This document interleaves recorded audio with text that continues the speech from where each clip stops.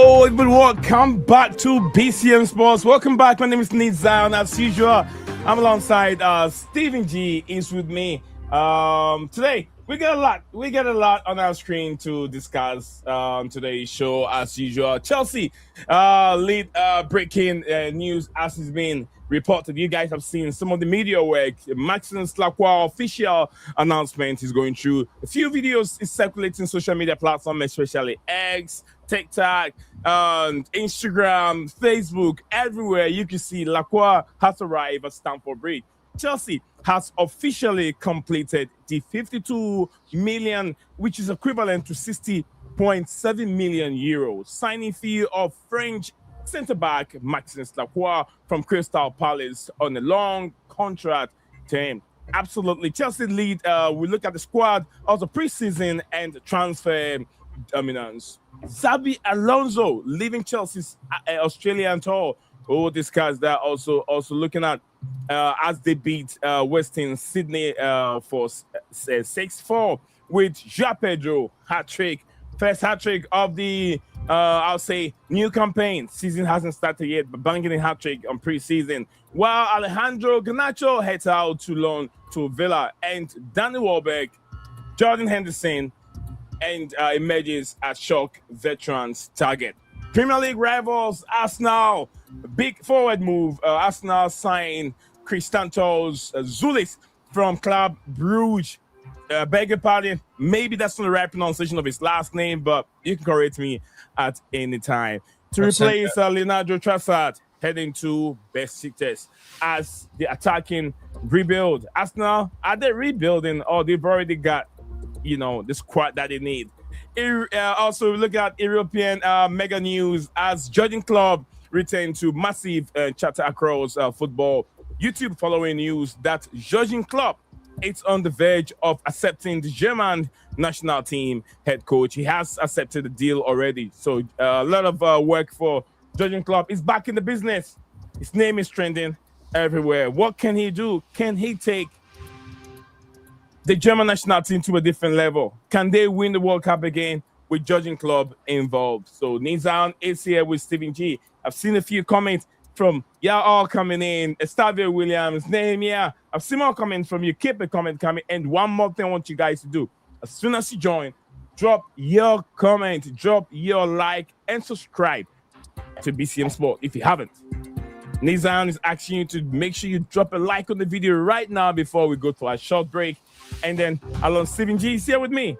And we're going to go through all today's segment, the topic. I'll be right back in just a short break. We'll be right back.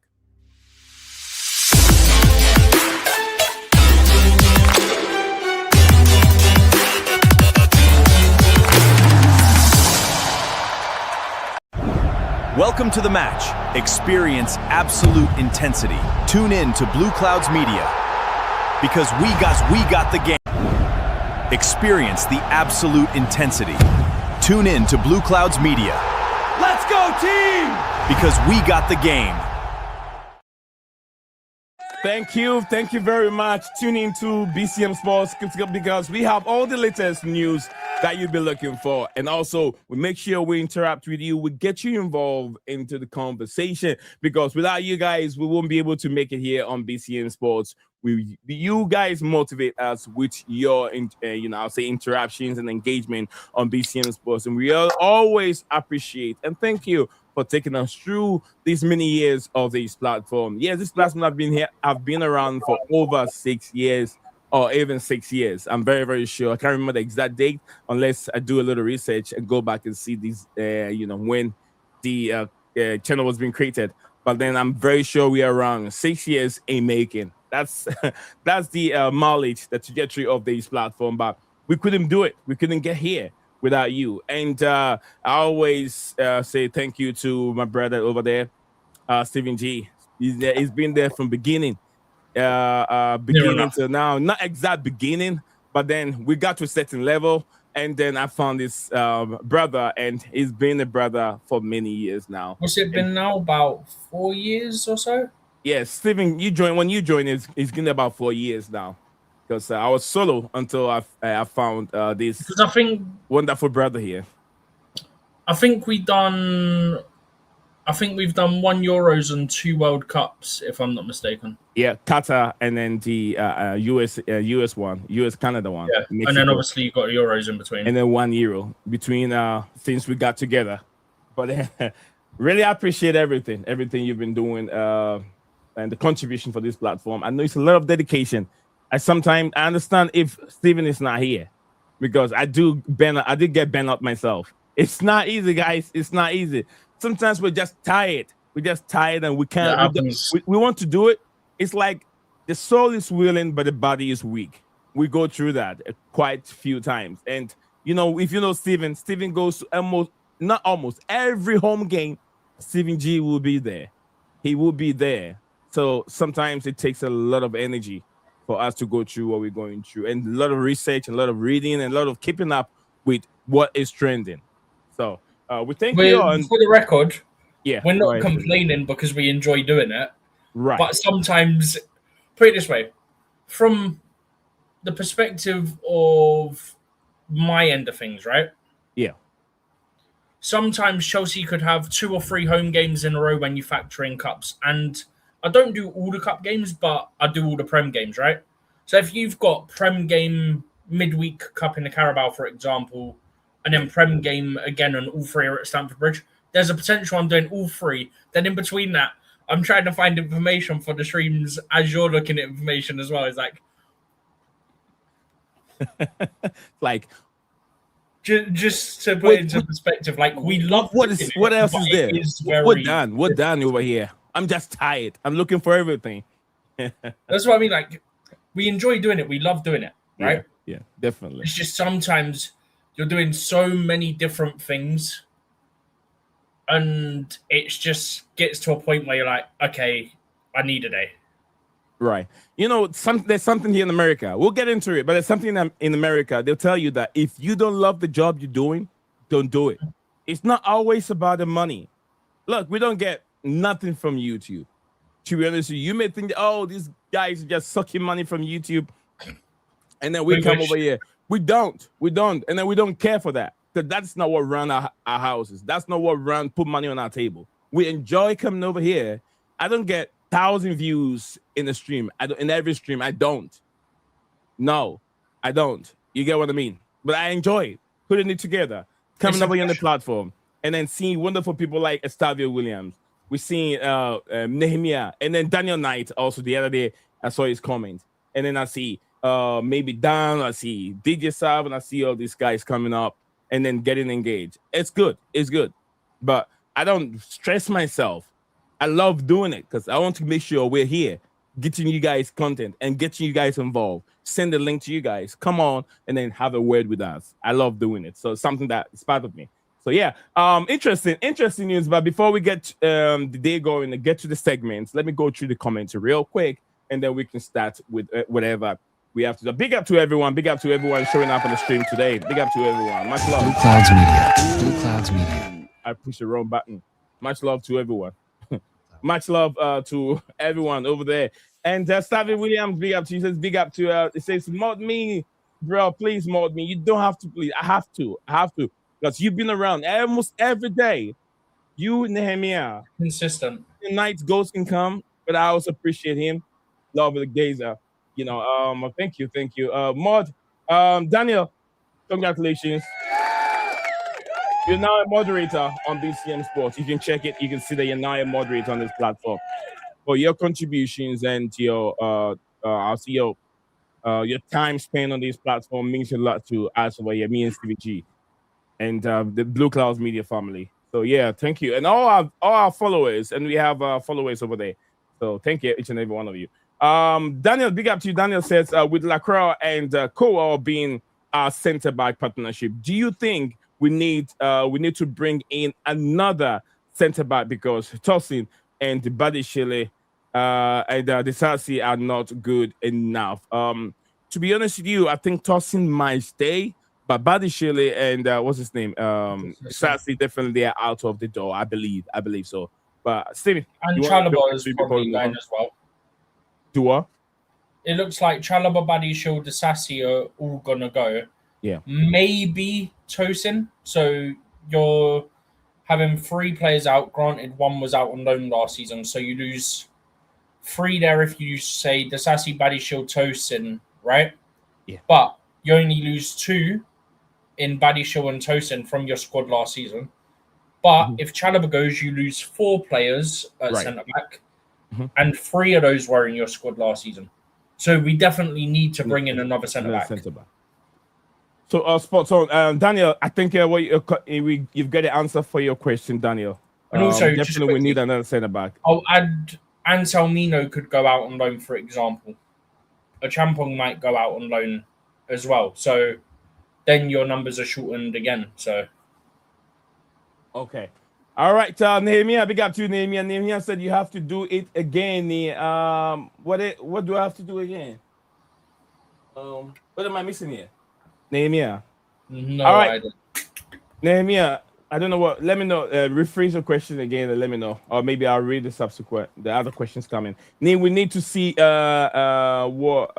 we need to see it's players out the door now. See you move or the players. Okay. It's meant to be players. Okay. It's a typo. Okay. All right. Thank you very much. On a big one here coming from this Sean. Yeah, Sean. I don't ever remember. Yeah, I think that's the name. It said, do you see Marc Penders being our number 1? I'm sick and tired of people saying he is not ready. If we lose a talent like that, I'll lose it. They were briefing. He's gonna be our number 1 when our number 1 I think he didn't. I don't know what that ending is meaning. Oh, it is Sean. Okay. Yeah, it's Sean. Okay. Because there's the Asia as well. I was like, is it like Sean? Sure that I didn't know. Yeah, I think it's Sean. Abiona. That's why they've put Sean Abiona. I'm sure that's the name. But yeah, good question from you, Sean. Look, I'll give you mine. I'm sure Steve will also give you his perspective of Marc Penders. There is to it, by the way. Do what, Steven? I know what the answer is to it. Yeah. Look, no one said Marc Penders is a good goalkeeper, but he's not been tested in the highest level. This is the Premier League. It's a different ball game. And the reason why we're saying this is the amount of shots that he's going to receive in the Premier League is way different from the shot that he'll be receiving in the French League. French League is the tempo is different, and the class of players are also different. But this is Premier League. You have too many world-class, creative, and talented players in the league. So bringing him from Strasbourg, French League, all the way straight to number 1 spot when you already have. I'm not going to even talk about Sanchez. In that position, it's a bit of a risk. What you want to do is, if he's already been in the Premier League, maybe he was with Brighton for a few seasons or a season, yeah, you can say that it's already Premier League proof. He knows what to receive. His awareness is this guy can shoot from any angle. You're talking about I'm the goalkeeper for Brighton Football Club, or I'm the goalkeeper for Brentford Football Club. I've played against Moses Caicedo. I've played against Enzo Fernandez. I've played against Declan Rice. I've played against Erling Haaland. These guys can shoot from anywhere. So his awareness, his vision is always alert. But in the French League, maybe there's a slow game. He's not really used to the tempo of the Premier League. So he needs to learn a bit, have some few game time, and warm himself up for maybe after half a season. Remember, Sanchez is not going to be here for long. And I don't think Penders is going to go away. Penders will understand the situation because Sanchez he has to be a steady Eddie for Penders. He's steady. He's learning from Sanchez and trying and compete with him at the same time. You get what I'm saying? So don't get frustrated. He is a good goalkeeper, but you can't just give him that number 1 spot right away coming from a different league. You get what I'm saying? I hope that makes sense. You get what I'm saying? Steven, you want to jump in and put your 2 cents on that? The number 1 thing was a longer term thing. It was said about this summer that he'll come in and it'll be competition between him and Sanchez. You've also got to remember he's been at the World Cup as well. So he's not there from day 1 of preseason. He's joining up later on. So yes, a goalkeeper, they have their own separate parts to the session and stuff like that. Yeah, we all know this. But at the same time, he's not getting those reps in matches with his defence because he's having to join up later because of what the rules are on holiday post-tournament. So he's not got, he's not going to be with the squad right now. Like Sanchez is, like Sharman Lowe is, like Ted Kurd is. That's why Sharman Lowe and Ted Kurd are on that tour. Because Jorgensen's going to Strasbourg. So you need to take 2 other goalkeepers with you. And they took 2 academy keepers because Slanina's on trial at Strasbourg. Jorgensen's going to Strasbourg. And then Penders was at the World Cup.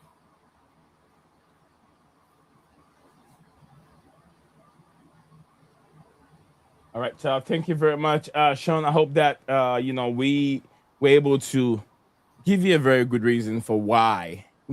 It's not about him not being good enough. He is totally world class. I would say, let's not say world class. I wouldn't use world class. He's a very good goalkeeper. We can call his name. He's proved himself in the French league, but then moving up that level, he need to steady things a little bit more before we move on. We got some questions are also coming in. Where will we see? When will you see the outgoings? You're talking about the outgoings from Nehemiah. Outgoings. Go ahead, say. Stuff's getting worked on. You see, there's been offers for Chalobah and stuff like that. It's just not meeting Chelsea's valuation. That's a prime example. We know that there's going to be offers for the Chelsea strikers coming in as well. So stuff will happen. But also, you've got to remember, Chelsea this summer in general have been moving in silence a lot more. Prime example, Morgan Rogers came out of nowhere. Jordan Henderson, Danny Welbeck came out of nowhere. Right? Mm-hmm. Jorgensen, we knew was going. We just didn't know where. That one shouldn't take too long to get done, because he's flown back, so it's obviously close to getting done. But yeah, it'll all start happening. It's just circumstances, and you need to have the offers on the table to accept them, and then the players need to accept the wage package at their new club. So it's a process. Stuff will start moving. It's just not moving right this second. Well, it might be. We just don't know it is. Absolutely. And it's still, we got a lot of days left. We have about 32 more days left for the transfer window to be closed. It will close on the August 31st. I think falling between September the 1st. September the 3rd. September the 3rd. First.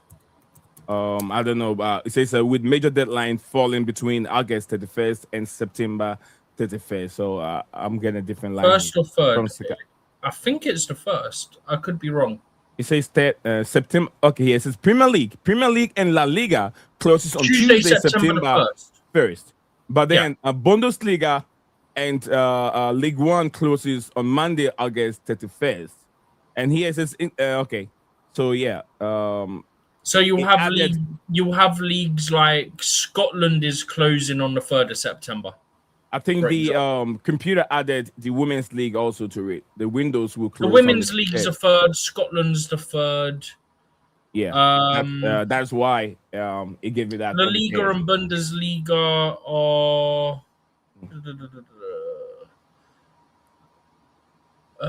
Syria closes on the 1st of September. Mm-hmm.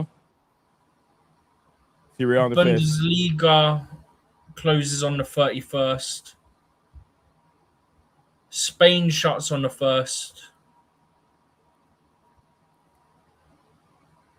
So, yeah, a lot of them typically finish on the same day. A lot of your Spain, Germany, Italy, a lot of the top 5 European leagues all normally end on the same day. Seems Bundesliga are going a day early this year, but that is what it is. All right, It means Nehemiah said he neither won't one Disasi and follow I me. think either Badishile and Tosin out of the door if I'm getting the typing right, whatever he said. This is need Disasi, Yeah, Badishile, Tosin out of the door if I'm sure of what he was saying. that's what he's saying. Yeah, yeah. Yeah, I think that Nehemiah, like I said, 32 more days. There's a lot of days more left before the window closes. So have patience. There's a lot of work that Chelsea will have to do before they can get all these players out. It's not that easy. But big up to DJ Big up, Sub. DJ. It's been years, man. DJ Sub. DJ Sub. It's been forever, DJ said, big up, guys. A long time. How is it all going? And DJ is going on well, brother. I hope you're doing very well. It's been ages, man. It's been a long time. Yeah, absolutely. It's been ages. Okay. Steven, guys, we've discussed pandas a little bit. We have discussed pandas. So where exactly we're starting from, Steven? On your table, we have some few. We'll be talking about Maxence Lacroix, as we have seen, is here. Maxence Lacroix is here. We're going to analyze his first work, his 2032 contract, and where he lines up under Xabi Alonso. Steven, where do you stand on Lacroix? Before we get into what he can provide to Chelsea, where do you see him? Is he a world class, or is he a good center back that can have the chance to grow up to become a world class center back? Where do you stand on Lacroix? It's difficult because he's not been a top team, right? He's been a mid-table team at Crystal Palace that have won a trophy here and there. But sorry, 1 second, just reading that. Not seen you streaming in a while. I'm not getting notification. Yeah, sometimes if you've not watched a stream or a video, etc., from a channel for a while, YouTube stops giving you notifications. Did you get that, DJ? If you stop watching or tuning into Blue Clouds Media for a while, YouTube will not provide you notification. That's typically how it works. Because YouTube see it to be nuisance. You get what I mean? It see it to be nuisance. The other day I was driving, but I think I was listening to you, Dan, and somebody else on your show, on the Dan show, but I couldn't comment because I was driving, and then my wife on the other side. So I tuned into it and I was just listening to it. I couldn't watch, but when I had to stop on the light, I was just listening and watching what you guys, if you can remember. I can give you the whole description. But yeah, this is the reason. This is what YouTube is doing. They don't want it to be nuisance to you guys because notifications are coming in. It's like it's bugging you. So if you don't click on it, YouTube will stop sending them to you. So that is why you don't see them on YouTube. But anyway, on the Lacroix thing, it depends because he's not been at a top team. He's been at a mid-table Premier League team that's won FA Cup and a European trophy. Yeah. But I'd say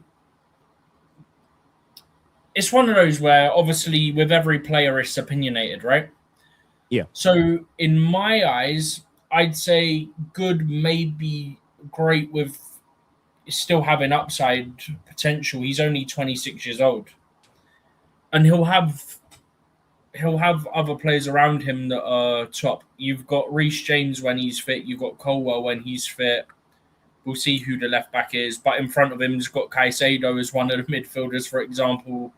So you've got better players around you, which naturally should help you become better or at least look better, if that makes sense. Yeah. But one thing I will say that is really good with him is if Alonso asks him to sort of press his man when the ball comes in to get tight on the press, he has the pace. If the ball goes in behind, he's got the pace to recover. Mm-hmm.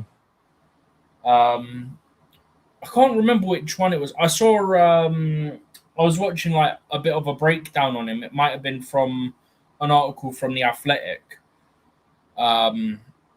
I can't remember which game they used, but I'd have to go back to it because I want to watch the actual clip rather than them doing it the still like tactical style. Yeah. But yeah, he's got really good recovery pace. I wouldn't say he's good on the ball from what we've seen, but he doesn't need to be, in the sense that he could be someone who sort of sweeps up danger, right? In the sense that if the ball goes behind, he can sweep it up and clear it and stuff like that. Because you've got players in and around him who are ball players in the sense of Levi Colwell was more of a ball playing centre-back, right? We know how good Levi's passes are and how good his line-breaking passes are, right? So this is, I think I've said it to you before. For me personally, I want someone who could do a bit of both, right? Right. But I also don't mind if you're in a situation where you have somebody who is a specialist in one thing and their partner, or if you're playing a back three, at least one of their partners is a specialist in the other thing, right? So Levi Colwell would be like the specialist in terms of the ball playing out of those two. Colwell can defend naturally as a centre-back and stuff like that, but Lacroix is probably better in that aspect. So they should, what's the word I'm looking for? They should complement each other perfectly, is where I'm going with it. Put it this way, if Chelsea are playing a back four and we're sat here today with the defenders that Chelsea have, and if everyone's fit, 3 of those defenders will be Reece James, Maxence Lacroix, and Levi Colwell. Left back TBD, to be determined. Because we need to see what's going to happen there. For now, let's just chuck Hato there, right? For argument's sake. But if Chelsea play a back 3, you could have, say, Reece as one of your centre-backs. Yeah. You could have Lacroix as the central centre-back. You could have Colwell as your left centre-back. You could have Palestra as your right wing back, and then for argument's sake, Hato or Quenda as your left wing back, right? Yeah. No matter what, if they're fit, Lacroix and Colwell should be in that back 3 or 4, depending on what we're playing. Look, when I see when Chelsea or anytime Chelsea are linked to a defender, that one thing that I watch, because one thing that we don't have to forget about it, because it happens for the past 3 seasons, is disciplinary records of each and every player. Lacroix have played 2 times. I've been in the Premier League for 2 seasons, and in all the 2 seasons, he has accumulated 9 yellow cards. Longer than 2 seasons, no? I think 2 seasons. I'm sure it's longer. 2024, 2025 to 2026, which we haven't played at 2 seasons. 2024 to 2025, and then 2025 to 2026. Per what I'm getting here on my screen. Accumulated 2 seasons. He has accumulated 9 yellow cards with 1 red card. I think going forward, joining 9 Chelsea, yellow cards in 98 games in all competitions, but what is it in Premier? Or was that Premier League specific? Yeah, Premier League specific. Okay, so 9 he played yellow cards.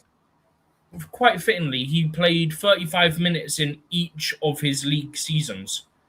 So he played 25 games in both. 7-0. Yeah. 7-0 games, 70. Yeah. Got, what was it? 9 yellow cards. 9 yellow cards, 1 red card. 9 yellow cards, 1 red card. Great discipline. Yeah, I'm saying it's not bad at all. It means that a season, 5 yellow cards a whole season, it's not bad for a centre back. You get what I mean? 5 yellow cards a season, it's not bad for a centre back. You get what I'm saying? So basically, if my maths is correct, he averages a yellow card about, what's that? Give or take every 8 games. He averages a yellow card? 8 or 9 games. He averaged 1 yellow card. Somewhere between 7.5 and 8, I think. 8. Okay. And he's got goals in his game also. He has goals. Every season he scores a goal. Only 1 goal a season. I think he needs to improve on that as a tall, lanky, and strong center back. That is something that I always when we talk about center back scoring goals, I go back to Cavallo. William Cavallo? Caballo, I go back to John Terry. I go back to not Gary Neville. No, what's his name again? Our center back that we brought him from. Was it West Ham? No, not West Ham. Is that Palace? Oh, come on, Steven. Our center back that will throw his body everywhere to block a shot. What? Gary Cahill. Yeah, but John Terry used to do that as well. Yeah, that's why I already mentioned John Terry. So I'm trying to give you another player that does that all the time. Gary Cahill. You know, these two players, John Terry, Gary Cahill, Alex. Anytime Chelsea have set pieces, you know that one of these players is going to get a head on it, especially Gary Cahill.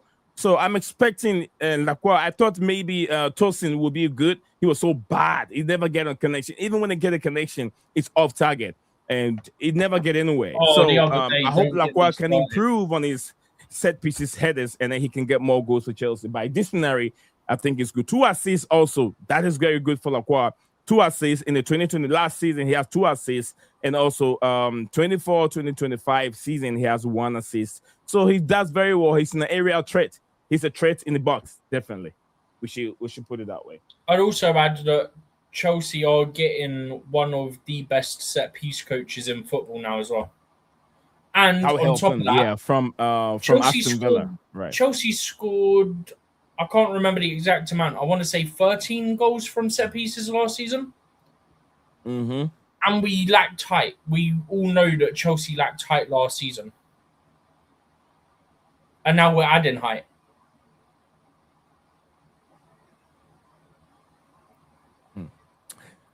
Look, Nehemiah, it's not that easy that Alonso can say, I don't like this player. You have to find him a football club. And if people playing, clubs don't want him, I'll say if it hasn't got many suitors, and I say suitors, I mean clubs that wanted him, it's going to be difficult to move him on.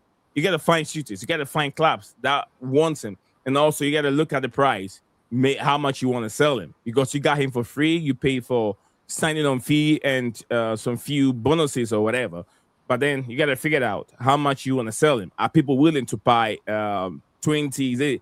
He was 26 when he joined, so it probably should be around 28 right now. It should be around getting to 28. So how much money are people willing or clubs willing to spend on a 28 years old center back? You get what I mean? All these factors goes together before you can just sell a player. You cannot just say, okay, we don't want you anymore. Then we gotta let you go. You gotta find him a club, and the club that you're gonna look for him. You have to make sure the player agrees on it. If indeed he wants to join the football club, that football club. If he says no, you cannot force him. Not at all. You cannot force the player. He can still, if you decide not to use him, he can be at the football club. He will train the whole season and not play games, just like Raheem Sterling did. Raheem Sterling was put away. He was told not to train with the team. But with Tosin can be playing with the team, but then will not get game time, but he's not moving. You get what I'm saying? So it's 2 different things in that way. So thank you very much on it. DJ Sub said, what is it, McPhee? Is it McPhee? That's the set piece coach. That's the set piece coach, yeah. Yeah. It says coming in from Villa as our new set piece coach. I think... and what we know is Bernardo Kova has been moved away from his position, now doing something inside. He's doing analytics stuff. Stuff like that. So he'll look at the opposition's set pieces and stuff like that. All right. So DJ says smash like the stream, guys. Smash and like the stream. Thank you guys all for coming. As usual, we're doing very good. You guys are also doing very, very good. We got lots of, legends in the stream, so big up to everyone. And DJ, thank you very much. It's been a while. I think DJ is now back to YouTube. He was on X now. He's now back to YouTube. Hey, DJ, was he on X the first time? He was on X originally. Yeah, because the first one says he was on X. Now he's back to YouTube. Big up to you, DJ. I'm on YouTube. Find me, and then you get notifications now, DJ. It's been a while. DJ. All right, so we're talking about Maxence Lacroix. What should we get from him, Steven? Should we expect a lot from 26-year-old center back who has Premier League experience? Should we expect more from Lacroix this season? There's not much more I really want to add to it in the sense of he's not outstanding on the ball. And should we be worried if he's not outstanding on the ball? Because well, back no, three, you've got we were players playing right from around the him. back. You're not asking him to spray a ball at 30 yards every time he gets it. Yeah. It's more under pressure is more the worry. Is when he's under pressure on the ball is more the concern than just generally on the ball. So if opposition press him, that's when you need to be more concerned. But like I said, as someone who's more of a natural defender who's got to sweep up the danger and stuff like that, no concerns at all. He's got recovery pace. If opposition smack a ball in behind, he can get back and cover and all that stuff. So I'm not concerned there. And like I said, I think him and Levi complement each other perfectly. Okay. Interesting. Levi Cole, we have just like we did talk earlier on. It's still we need one more center back because definitely we're gonna lead and we're gonna need replace certain players. Chaloba. If Tosin leave, then it means that we got to bring in more because Badishile will leave Disasi, which we don't even count Disasi. He's been off. He's been away from the team for some time now. So we're discussing all things Lacroix. Let me go through this comments here, and then we'll go for a very, very short break. Marlon, big up to you, Marlon. Marlon is back on the stream again. He says, any sell for Tosin should we manage to get him off the books will be pure profit as he came in free. So yeah, that is true from DJ South. Thank you very much, DJ, on that. And Nehemiah said, DJ, so I hope okay, that's it, individual comments from then this one from Marlon. Marlon said, I saw that John Stones deal is off to Inter Milan. Is it? Is the John still? I haven't seen anything though. We spoke about him going to Inter Milan. Yeah, no, my friend here said Marlon said the deal is off. I've not seen anything saying this. Well, no, go back to the comment. I want to see the comment. I didn't see it. It says I saw that Johnstone's deal. No, he is off to Inter. He's going to Inter. Not the deal is off. He is off to Inter. He's there doing his medical today. So I misunderstood what I read. I was checking something, really so I didn't see the thing come up on the screen. Yeah, off to Inter. I do understand. Thank you, Marlon. At least I got the off and then two makes a lot of sense over there. The off and two got me confused. Yeah, but yeah, thank you. And CE5, it'll be better if you can change your name so I can get a name better. For him, CE5, it says world champions, absolutely Chelsea world champions. So we're gonna carry it for a few more years. So Barcelona selling Kunda. He means Kunde. Kunde. Should we go out for him? Kunde. No, man. I need a 6-feet center back. In the Premier League, we need a 6-feet center back. We don't need another what's his name? This Argentine player that plays for Manchester United. Martinez. We don't need a Martinez at Chelsea. We've never had a Martinez at Chelsea. We don't need that. That's really a default of a center back. Kunde's 5'11". He's 5'11", and look how short he is. I don't want Kunde for the record, and I don't think Barca are selling him. Right? I don't want it. I'm just clarifying. He's 5'7", whereas if you look at Lisandro Martinez, he's 5'10", but Martinez, you'd think, is more like 5'7". So Martinez is taller than Kunde. Martinez is 1 inch shorter than Kunde. Shorter. Kunde is 5'7", right? No, Kunde is 5'11". 5'11". And Martinez is 5'10". 5'10", a little shorter than Martin. Okay. Yeah, he's so an inch both of them are taller than me. Stevie called me a midget.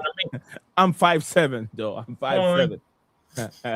So see, if I have a thumbnail created, and if you see the thumbnail, I'm taller than Steve in the thumbnail, so don't worry. Nee, what's the weather like down there? All right, what's the weather like down there? Do what? What's the weather like down there at your height? You don't want to start this. You start. All right, thank you very much, DZ. He is going to Inter Milan. I mean, okay, thank you very much, Marlon. Marlon said, "Hell no, I don't want him to be. I don't want him. Oh yeah, that is a Kunde. I don't want Kunde either. Ansumino looked good in preseason. Maybe we keep him if he is full. He is tall as well. I think he's quite tall. Ansumino, I think he's quite tall. He's quite tall, but I don't know if he is that kind of a defender that what's his name again? Xabi Alonso will be looking for. I don't know, but he looks good. You know, sometimes players can be good during preseason, and then you bring them on the during after preseason, and then they become something else. They can't play. And Anselmino's 6'1", by the way. 6'1". But loan that guy out. Please loan that guy out. He's always injured. Who, Anselmino? Yeah, always injured. Another thing, man. We don't need any more injured and unavailable centre backs. He's surprised us we're not doing business with he's not doing business with us now. Is it us now? No. Oh, I mean us now. I'm surprised Arsenal not doing business with us now.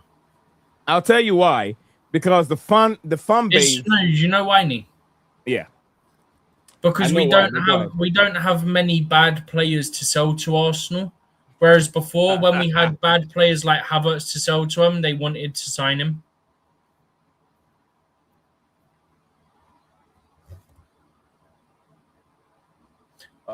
That's true though. They're either old, yeah, or they're not good. That's the criteria for Arsenal to sign our players. Either they're bad or they're old. They signed an old Petr Cech. 1 second. All right.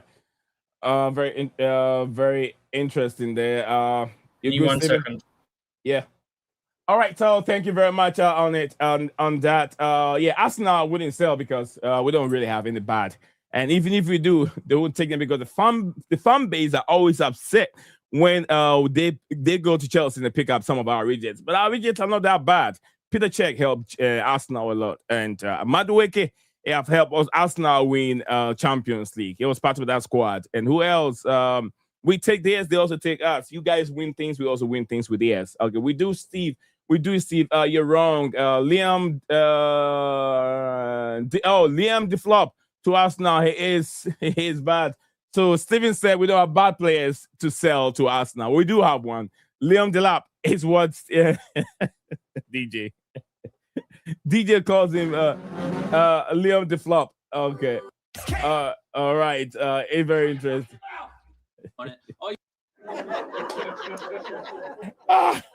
Very interesting, DJ. That is funny. That is very funny. That is very funny. You get what I mean? Liam DeFlop. I like that name. Liam DeFlop. DJ, do you really think he's really a flop, or you think that it still get time he needs to improve? There's still time for him to improve. To me, I think that he has bent his bridges. Yeah, it doesn't have much in his tank. He's not good enough. Even we saw him playing against Sydney team. What's in the Western Sydney? DJ, this guy cannot even hold on to the ball. And I do agree with you 100%. He's a flop. He can't hold on to the ball. He can't hold and distribute the ball properly like, other strikers did. João Pedro did it so easily. And then even new players that we brought to the football club, we're doing it. Dilap can't hold on to the ball. I'm so sick and tired of him. I'm just so sick and tired of him. I don't know. I don't want to, I don't like negativities, but then he doesn't fill me with a lot of promises and hope that he can be a better striker in the future. Just quickly, because I just came back in and I saw that comment, yeah? Yeah. The difference is they've got enough strikers as it is at the moment, so they're not going to sign the lap. Do you want me to put you back on? Are you good? No, I saw it. No, you want me to put you back on the screen? That's no, I'm not able to. Okay, do your thing. That's okay. All right. Okay. But thank you very much. And Stevie, you can still go ahead and your thoughts on that comment. Yeah, no, my only thoughts on it were that essentially he's bad, yeah. But they've got enough strikers as it is at the moment, so they've got no reason to sign him. He says, even in preseason, man still plays like he is in the WWE wrestling. That is the lap. He's kind of got a point. He does. I was so surprised he was playing that way. I think it's time for him to go. It's time for him to go. Send him to championship football club, or maybe some team in the Premier League. Some team in the Premier League. Hopefully, he can develop and get better. Someone need to come and get him. Delap, I don't think it's good enough. But anyway, we discussed Lacroix at this moment. We're talking about Lacroix. We talk about Pendes. We've also discussed what can Lacroix provide for Chelsea. And one thing also we're going to talk about the price tag, Steven. Is the price tag, is it too much? Or would you think that we've got a player with that price tag? It's a good deal on him, Steven. What, Lacroix? Yeah, Lacroix. Oh, I said the other day it's a good price. I think I did anyway. It's a good price, especially in this market. Yeah. And for someone that's Premier League proven as well. Yeah, 52 million, which is around, I think about 60.2 million euros in that range. I'd have to look it up again, but it's a bargain. So it's a bargain. What do you guys make of the price tag, DJ? On Lacroix price tag, do you think it's a bargain? Chelsea got a good deal? Is a steal, or do you think we overpaid for a player that has spent 2 seasons in the Premier League? Stephen, were you able to find a different? I said 2 seasons in the Premier League. You said no, he spent more than that. I thought it was longer, but it is 2. I think he came mid-season. I could be wrong. Yeah. Stephen, check and see what you got on there. On YouTube, if you have time. On what? This on the screen. Huh? Pius, PC or whatever you call him. Oh, what's this guy tweeting now? I had Forest, Everton, and Newcastle want Delap. From what was I saying? Oh, is that it? Como and Chelsea are back in talks again for Chalobah. I'm not sure on the source. I recognize the name, but I'm not sure on the whether they're reputable, because I don't see much from them. I just recognize the name. So I'm going to hold out on others reporting on it, but there is a source that's being quoted by him saying that Chelsea and Como are back in talks about Trevor Chalobah. Yeah, DJ, if you have time, let me get you on. It's been a while. I tried not to be bothering people, but if you have time and you feel maybe you're working from home and you have a little minute, you want to join with, you want to spend some time with us, I'd like to have you on for a little bit. I don't want to take too much of your time, and let me get some some of your views or opinion on Alonso. I haven't had your opinion on Alonso, him as a manager, and him being made the manager, and some of the signings that are coming in. I'll love if you have time. Let me know in the comment section, and I'll try and find and send you the link to join us here if you have time. Only if you have time, DJ. Only if you have time. If you have a time, give me a thumb up. If you don't, just give me a thumb down, and we can do it some other time. That'll work for me. It's a bargain for Lacroix. 52 is excellent business. That's what DJ is saying. This guy has experience in the Prem, plus a cup winning 3 times for Crystal Palace. Yeah, I think the FA Cup and then the Conference League, right, Steven? FA Cup and Conference League. Yep. Yeah. So he has the mentality of to winning trophies, and also French international. 52 million. That's a steal. That's a steal, in my opinion. That's a steal. All right, so we talk about Lacroix. We're going to move on from Lacroix, Steven. The 200 million, we're going to talk about a 200 million plus attack and defense overhaul. Morgan Rogers, Geovany Quenda, which and this morning we heard that he will be joining the team in Asia. Geovany Quenda, I think he'll be around training. Maybe he might play against Tottenham Hotspur. Geovany Quenda will be joining the team. Marc Cucurella being sold to Real Madrid. We've got money from there. And also with that deal has been completed. And also move to Real Madrid has been completed. So we'll be talking about 200 million sales. So guys, stick with us, Nizam and Stevie G. We'll be right back in just a second. Take a drink. We'll be right back. Welcome to the match. Experience absolute intensity. Tune in to Blue Clouds Media, because we got the game. Experience the absolute intensity. Tune in to Blue Clouds Media. Let's go go, team! Because we got the game. Thank you very, very much. And everyone out there watching this live, we're streaming to 2 platforms at the same time, X and YouTube. So if you haven't, drop your beloved like on this wonderful YouTube channel and the stream channel, and your wonderful friend Nizan. What are you waiting for? Do me a favor, drop it on it. It will help the channel. It will also help the algorithm. The most important thing, as soon as you join the stream, drop it on it. And as soon as you do that, within the first 20 or 10 minutes, what it does is the algorithm sent the link to a lot of people, recommend it to a lot of people. Let me use the right word. Recommend the video or the stream, live stream, to a lot of you guys. That is why I've seen some new faces that were not there a few months ago. It's the reason of someone dropping a like, and you were able to get the link. So if you haven't done it, what are you waiting for? Drop it on the stream. Blue Clouds Media would thank you for doing that. And also, you also not regret doing that, because anytime we go live and we upload informations like breaking news, we do video, we upload them, you will get a chance to be one of the first to get a chance to watch those videos, because you have kept your bell notification icon. But enough of my nonsense. Let's go. Steven, how much money do you think we have received so far from pay as sale? We can talk about Marc Cucurella going to Real Madrid. We can also talk about who else have we sold so far? Can't remember. George as well. George, yeah, George. Is it 25 million to Everton? I think it was 20 plus add-ons and a sell-on clause. Okay, which is a good deal. So 20. Let's wrap it up to like 25. Okay, let's wrap it up like 25. So 25 million for Tariq George. 25 million for Tariq George. How much was for Marc Cucurella? Is it 50 or 60?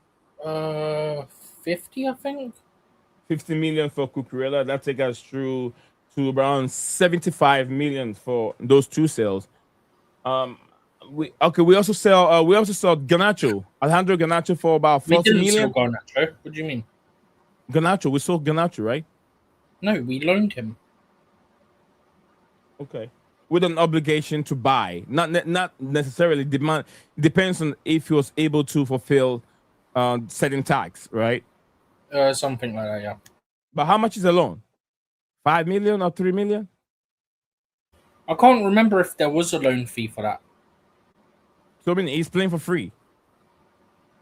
Well, not every loan has a loan fee. Okay, I'll find out. All right. So I don't who remember else? a loan fee being mentioned. Alejandro Garnacho is gone to Villa. Nicholas Jackson has been talked about, but the deal has not been done yet. So we haven't sold many, have we? Not really, no. No. So we're looking at Disasi, we're looking at Badishile also to move on, and also Liam and Deflop. Steven, that's a new name for Delap. Liam Deflop. DJs have given a new name over here. So if you're finding a name to use for Delap, they call him Liam Deflop. Liam the Fraud. Flawed and Deflop and then Deflop. One of those names. Okay. All right, DJ, I'll send it over to you. If you're okay, DJ, that's fine. But yeah, if you're busy, I'll understand. It's been a while. Maybe you can have a chit chat when you come on the show, DJ. All right, Steven, anything you want to add to money spent so far? Are we overspent on Morgan Rogers? Yeah, I spoke on it when the deal got done.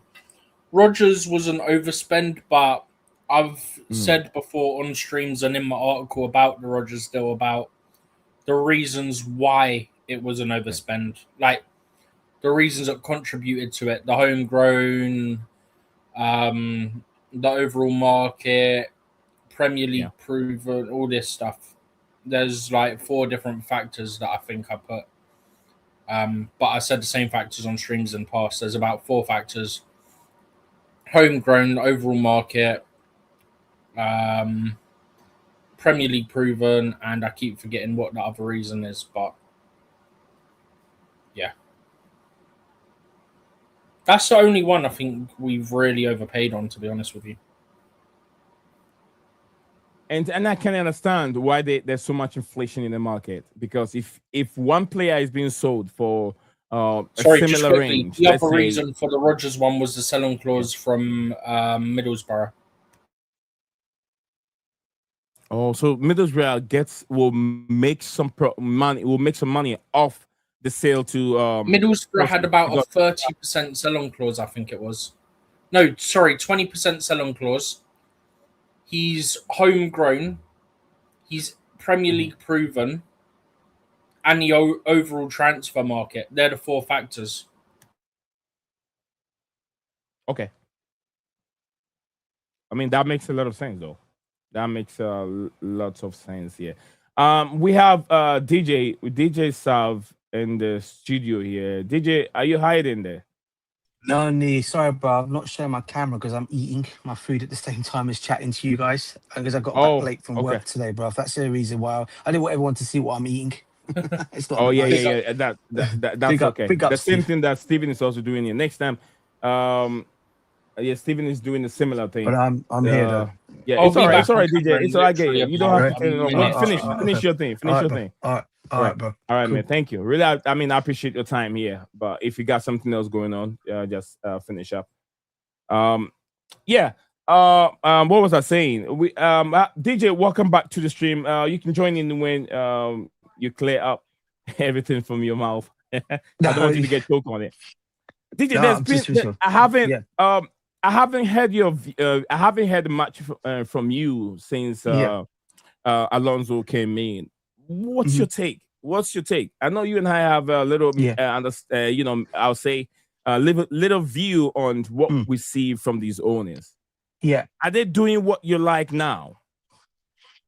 Yeah, I've got to say, I'm still not fully blue Cohen. However, I will say one thing: they are doing what we wanted them to do for the past 4 seasons.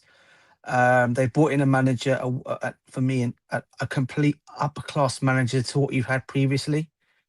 I think the fact that you're still hearing Liverpool fans complaining at the fact that they didn't get him and we did says a lot.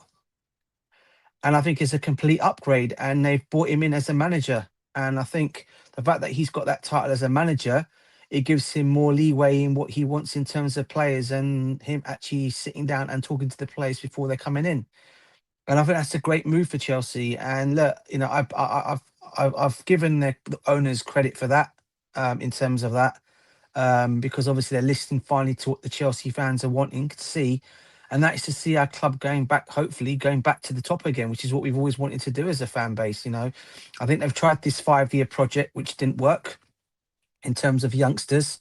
I'm not saying it didn't fully work, because obviously you had the likes of Caicedo, Enzo, Esteval, and all them players coming in, which helped a lot, because there were excellent signings. Obviously, Marc Cucurella as well, when he came in, he was quite young as well. And now they are bringing in the players that our manager Alonso wants, and that's all I've wanted to see happen. They're backing the manager, they're giving him what he wants, and he's getting these players in that he wants. And long may it continue. I just want it to be as a one-off thing for this season, and the next season we go back to the old ways again. If they can continue on with this, they can start building a rapport with the Chelsea fan base, and we can start winning on the field again. This is all us fans have always wanted, me. And I think I've gone on loads of streams and said this. That's all I've ever wanted. And I've always said it, these owners need to prove me wrong. And if they can prove me wrong in doing what they've gone and done, and we can make a success of this all, then I will be the first to come on your streams and everyone and congratulate them for doing it. So that's all I've ever wanted. And I think Steve, everyone here will vouch for me. I've always said I just wanted what's best for our club. And I think you know that as well, Nee. So happy it's all good so far, and long may it continue. Thank you very much. And what do you make of the transfer policies right now? I know it hasn't changed completely, because every club, you have to invest into young players, because those, from the way the Premier League has been run, as we've been talking all the time, you definitely need to invest into some young players to be able to sell and keep the club running. So we know the policy hasn't really changed, but then the perception of they want to win on the pitch is I've come into, it's what they're driving onto. That's what they're bringing in, the lights of Premier League experience, and spending that much money right now at this time on the rightful players or right players, on spending 117 million on Morgan Rogers. What do you make of the players that they're bringing in? Yeah, listen. I think so far our window has been quite a good window. I'm not going to lie. As I said, I think Morgan Rogers. Everyone was telling us he's off to Arsenal. People are still coming at us saying we've overpaid for him. But obviously they're going to say that because he's come to Chelsea and not gone to Arsenal. So all of a sudden we're a club that's overpaying on players all of a sudden again. Yeah. You can never win with people like that. For just a rivalry for you in terms of rival fans and people out there. But yeah, I think an excellent signing. I think he's going to be playing with his best pal in Cole Palmer. I think Cole Palmer, apparently, according to Morgan Rogers, when he did his interview on Chelsea TV, he was basically saying he couldn't stop. He's never heard Cole Palmer talk as much on the telephone as he's heard this time round because he hardly ever picks up his phone. So, that tells you everything you need to know, bro, that he's obviously happy about it. And look, signings have been good. Obviously, Henderson, Welbeck bringing experience. I know a lot of Chelsea fan base have been getting onto Hendo. For me, I think he comes in. I'm not even looking at that. I'm looking at the fact that he's going to be part of Alonso's backroom staff. He'll only come on the odd occasion when needed to close the game down. When Chelsea are winning, to come in and close games down. And he's his eyes and his leadership on the pitch. That's what we're needing. Welbeck's, well, listen, you know as well as I do, guys. Welbeck loves scoring a goal against Chelsea, mate. Give him the last 10 minutes in the game. You know he's going to come and do you over. I want to see him do that for Chelsea now. He comes off the bench and he makes he something. scored 3 against us. Yeah, coming off the bench, bruv. Yeah, coming off the bench, mate. Yeah, he did. Because he scored 2 in the game at the Bridge, didn't he? And then I think 1 away from home. He did. I think if you look at the table in terms of players that have come from the bench history, or I'll say look at the table in terms of players that have come from the bench and scored a lot of goals. He's on, I think, either 4th or 5th on the Premier League table, back and scoring 18 goals from the bench. He came from the bench and scored 18 goals in the Premier League. And I think the one leading more goals is Demain Defoe, who scores Giroud and Olivier Giroud second. The other one. Yeah, Olivier Giroud, and then there's some other one. Yeah, so he has that pedigree of scoring a lot of goals, though. Although he even doesn't start, he comes from the bench and then cause menace. Okay, I know Chelsea have talked about. Steven and I have gone through this a couple times. I'm getting you for the first time. That is why I'm throwing all these questions to you because I know you're through Chelsea and you've been around for a while. And you have a different view of what the owners are doing and what they're doing now. So I want to hear your perspective and see if at least your nerves are being calmed down and are being down a little bit compared to what last season gave us. Every season is different, so probably this season is going to be different. We talk about experienced players that we need in the football club because sometimes we lose certain games from winning position. Sometimes there are fine margins, little details that makes Chelsea lose this game, and also disciplinary issues. If you look at our disciplinary issues, last season was very bad. Are these players coming in because of to help out? Resolve these issues, or it's just because of their Premier League experience and they'll be good in the dressing room? Are they going to be impact players or just coming around because of experience? Both, I think you find Henderson and obviously Welbeck coming in. I think we all saw last season our disciplinary record was atrocious last season, and I think with these guys coming in, it's going to relax a bit more with players like those guys around. They're going to, calm these players down when they know things are getting out of hand. For example, we're losing a game, or the game could be going away from us. You're going to have that strong leadership skill to come back and this is what you need to do to get back into this game. There's no time to panic. We've got to fight to the very end to get to that. No stupid challenges here. No stupid challenges there. I'm not going to say they're going to come in automatically and boom, they put their magic wand on and everything goes back to normal. No. What they are going to give is experience, is that leadership on the skin. Let's be real. Henderson has actually won. He comes in with quite a reputation in terms of trophies he's won at Liverpool. So he comes in and does that for us. And I keep telling all the other Chelsea fans out there, because everyone seems to think, he's going to be a starter. Let me tell you this right now, Henderson coming in will not stop Chelsea from signing 2 more midfielders. That's not going to stop. We're going to get 2 more midfielders in no matter what happens. Whether Enzo leaves or whether Enzo stays, I think we're going to get 2 more midfielders in. Whether who they are, I don't know. I've got a rough idea. I think one of them's going to be. And I think that could be a possibility to happen. You're talking about a Bournemouth player? I'm talking about Crystal Palace player. I think I think the Palace okay. one is if Enzo Is it goes. Adam? Is it Adam Waters? Adam He's Watson. on is about back? Watson, but I think that's if yeah. Enzo goes. Yeah, that I think there's strong interest in this guy, and I think when Begdad Bali met up with the Crystal Palace owner in America when they discussed the Lacroix deal. I think you find a lot of things were discussed in that deal, not just about Chelsea, Probably. Chimpong, and players like that. Steve, spot on, bruv. Players like that going maybe to help out a little bit to go there on loan, because everyone's going to seem to. I mean, I'm seeing a lot of fans saying sell Josh. I don't like that theory. Loan him, don't sell him. Loan him. Is that what I've been saying to people? Loan him out. No need to sell him, because I think there's a good player in there, and he needs that. Yeah, and him going to Crystal Palace, not only will he get his experience in the Prem, the guy also gets experience of playing in Europe again, because they're in the Europa Cup. So that's great experience all round for him, and I think that could happen for him. But in terms of what you asked, the other question, leadership skills for sure. I think these players, the discipline last season was really, really bad. And I think obviously Alonso coming in as one of them is to stop us from getting too many sendings offs. And I think with the likes of Welbeck and also Hendo there, I think it's going to be more, okay, this is how you guys have got to do a game when the chips are down.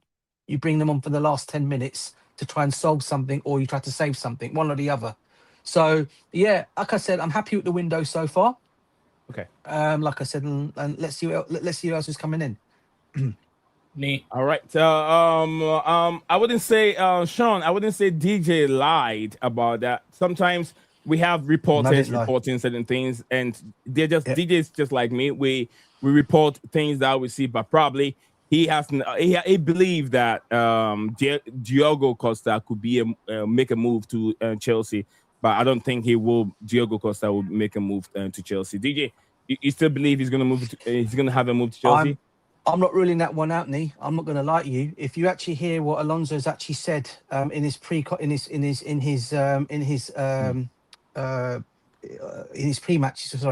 press conferences, he's actually said he's giving everyone a chance in the goalkeeping situation. He's a huge admirer of Diogo Costa. I can tell you that right now. He did try to get him at Leverkusen at one point. So I'm not ruling that one out. I still think we're going to get another 2 goalkeepers in. I think Jorgensen's going to be going. I think he's already gone to Strasbourg. Correct me if I'm wrong on that one. I think he's already gone. I don't believe. I've not lied, by the way, Sean. I know, Sean, because he comes on Dan's streams as well, and that is why he's saying, because he comes and he says, because we've been saying this, and we've actually showed him this. There actually have been pictures showing out, and it's not just a crappy journalist that said it, by the way. Quite a few of them actually saying it, that he's going to come to Chelsea. I believe it can happen, and I'm sure I'm not ruling it one out. If our goalkeeping situation is not as great as Alonso is saying it isn't, he will definitely make a change. And Diogo Costa is definitely one of those goalkeepers that he wants. And at 60 million, I mean, that's a snip for someone who's 26 years old, who's been wanting to get a move for the past 4 or 5 transfer windows. The guy's done his time now in Porto. He needs that big move. And I think it could happen. I really still think it could happen. I'm not giving up on it. And I still think it can happen. I really do. So let's see where we go on it. The window's not closed yet. We've still got to the 1st of September, everyone. All right. Thank you. And thank you very much, DJ. Alpha, big up to Alpha. It's been a while, Alpha. Big up to Alpha. What we get it from Alpha here. Alpha said, big up Nee and the panel. Wishing you all a prosperous summer. And the preseason is here. Yes.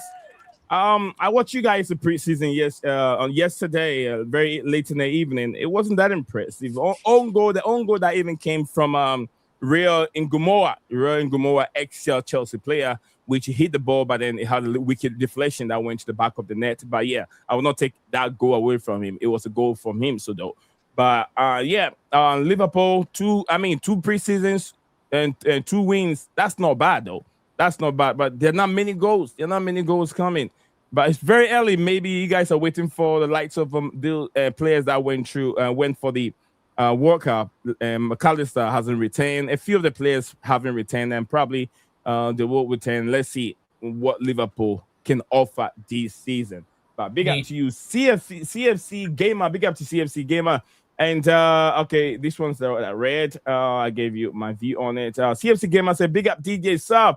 Big up to you, CFC Gamer yourself, and nice to have you on the show as usual. Big up to everyone, wherever you are, coming in and watching the stream to you.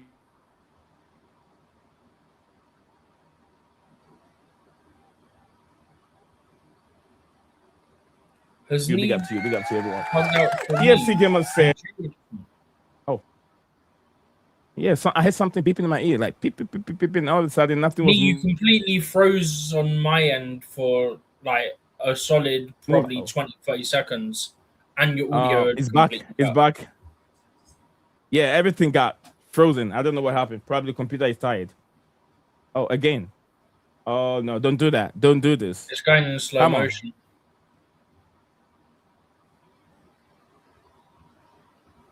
Now the audio is gone again. Yeah, it goes and comes. Are we good? Are we good? I think we're good now. We're good now. Hope it doesn't it doesn't go off again. DJ, are you warm? Is it hot in there?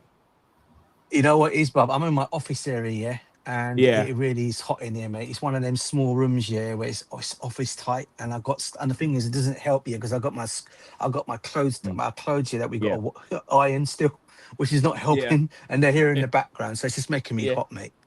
Oh, so I've just got the fan on. I'm using a fan on me now. I've got window open and my fan on. And it doesn't help because if the room is hot, oh God, come on, stop this, man.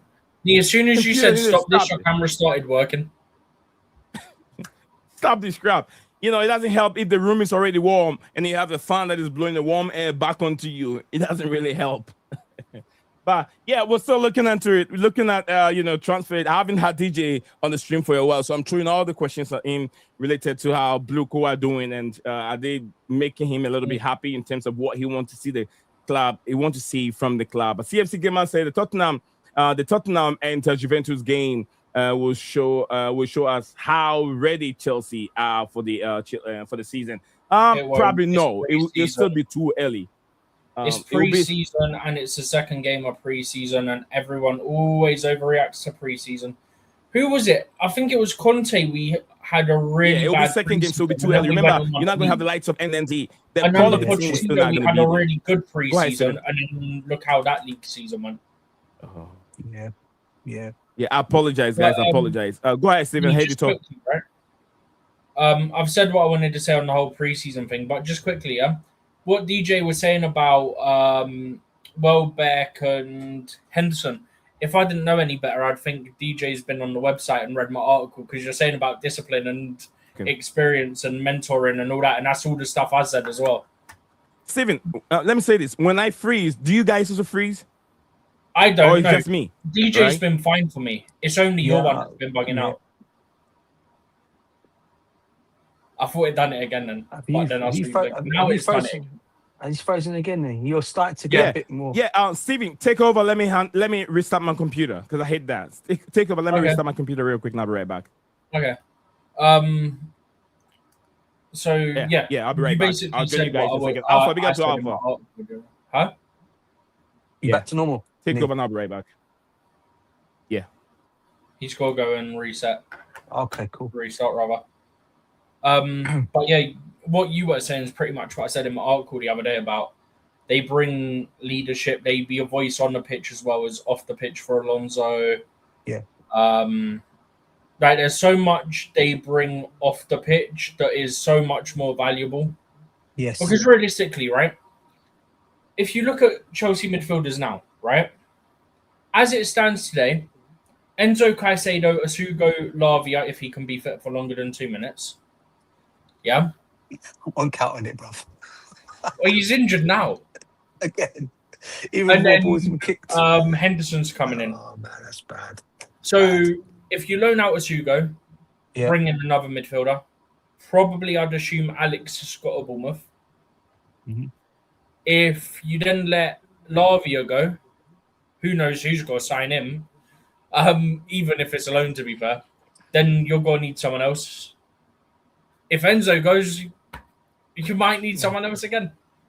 And to be fair, I think the Wharton deal for me, I think is more likely if Enzo goes because of the money that will be involved in it. I just think it's more likely if Enzo goes. But if Enzo goes for, say, 115 million, yeah? Yeah.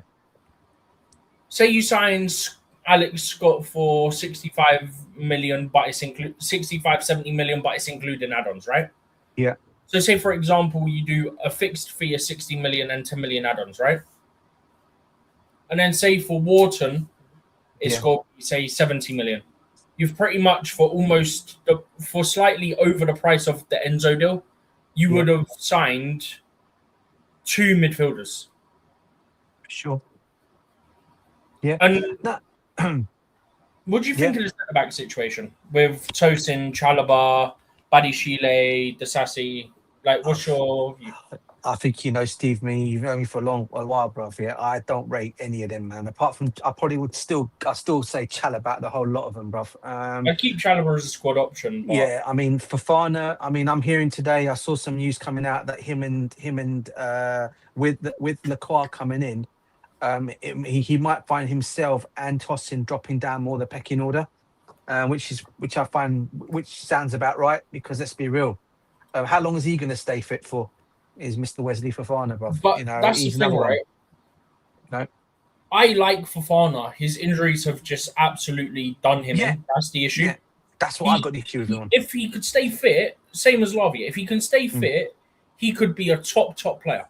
100%. The issue is neither can stay fit. That's the problem, and that's where I stand with you, bro. You know, because let's be real, we got these 2 players in for big money, mate, and when you look at the fact that I tell you the other thing, right? The fact that this kid that played in midfield the other day for us, Reggie Wharton, is it Reggie Wharton? Well, there was Reggie Walsh and Reggie Watson. Reggie Watson. The fact that this guy completed 90 minutes before flipping Lavia tells you everything you need to know, bruv. Yeah, I saw that immediately after the game. I sent it. I think I sent it to me. I was laughing. And that for me, and how long have you had Lavia at your club for? What, 2 seasons now? 2023, so 3 years. 3 years, bruv. And you've had a young kid who's come in and done 90 minutes over him. I mean, that's if I'm Lavia, mate, I'm embarrassing myself, bruv. I'm embarrassed. Yeah, because you've come in on good money for one. You know, we've brought you in as a good player. What we brought you in for is to be dominating that midfield eventually with Caicedo or Enzo, whoever it's going to be in there, mate. And you're literally letting everyone. You literally let everyone down, and you keep getting injured every time.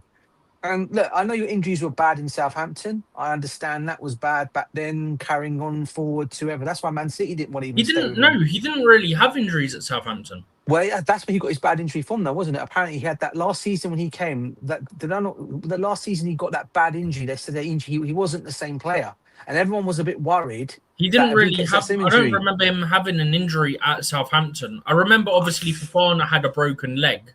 I think he had a bit of. I think go and have a look. I think Steve, you ever look at it, got back. I think he got that bad injury when he was at Southampton before we signed him. But that season we signed him. He was good. He was all right, but there was still that little doubt about him, and I think that's why the deal was taking a bit longer than normal to get over the line. But in the end, they paid the money for him, and they got it. But he comes in and he completely straight away gets injured. So for me, look, that's just not good enough. As much as I rate Lavia, you know, I was talking about Lavia on these. I think we're in the same boat on Lavia. Yeah, I was gutted that it's not worked out. And look, if he can't stay fit, mate, then either a club finds a way of not registering for this season and let him go out on loan, or if this guy cannot play proper, just pay off the remaining of his contract and just let him go. Because that's the only other options I got. Because I like you said, I don't know who's going to come in and take him, mate, unless he's going to do a Pulisic and go and play in the Italian league, or maybe go and play in the United States league. Yeah, one of the two. Yeah, that's where he needs to go, bruv. I don't think he's going to be able to handle the physicality and the way the Prem is going with all this science stuff coming out now in football. I don't think he's going to be able to last the pace, bruv. To me, between you and me, I really don't think he's going to. And I think next season we're going to see the same season again, where Alonso wants to try and rely on him, but he's not going to be able to rely on him because he's going to get that one little knock in training. Man's made of glass, as you know, glass legs. Look where he is now. Glass legs, yeah. And he said it in it. Oh, he felt a little tweak in his hamstring in training, so we didn't want to take a risk on him. So he should be hopefully available for the Tottenham game. Even that, he's not even saying, bruv. By the way, Hopefully was the word. Hopefully, do you know what I'm saying, bruv? So again, he's not really emphasis on hopefully. Exactly, bruv. And I bet you any money, Alonso's really thinking in the back of his mind, nah, he's not going to be ready. But I just have to tell the media this, just to make them happy to see what's going on. Yeah. You come Saturday's game, bro. He's not even in the squad. Yeah, I wouldn't be surprised. So yeah, I mean the good news is Jackson's back, Caicedo's back, which is great. Yeah, I'm gonna quickly go through these. So yeah, go for it, buff. Go for it. CFC Gamer says Caicedo and Jackson are now in Sydney. Alpha says that it was just need it was freezing. It's big up to CFC Gamer and Alpha. CFC Gamer again with I think it's 4 messages back to back here. So maybe Caicedo gets minutes against Spurs. Won't happen. He arrived yesterday. There's no chance he should be getting minutes. I don't think he will anyway. I think Alonso directly said it about some of the players the other day where they'd only just arrived, so that's why they didn't get minutes. Asugo should stay because he's very good. I like him, but he's not going to be someone you rely on week in, week out. I'd rather he goes out on loan and develops and we can get someone else in, personally. Asugo's quality player to play with Caicedo or come off the bench in most games. Not disputing that he's a good player. I mean, just look at him the other day. He started slow the first 20 minutes and then he grew into the game. And Fofana's a big baby. He needs to get out of the club. We need men in this team like Colwell and Lacroix. You said it, not me. I like him, personally.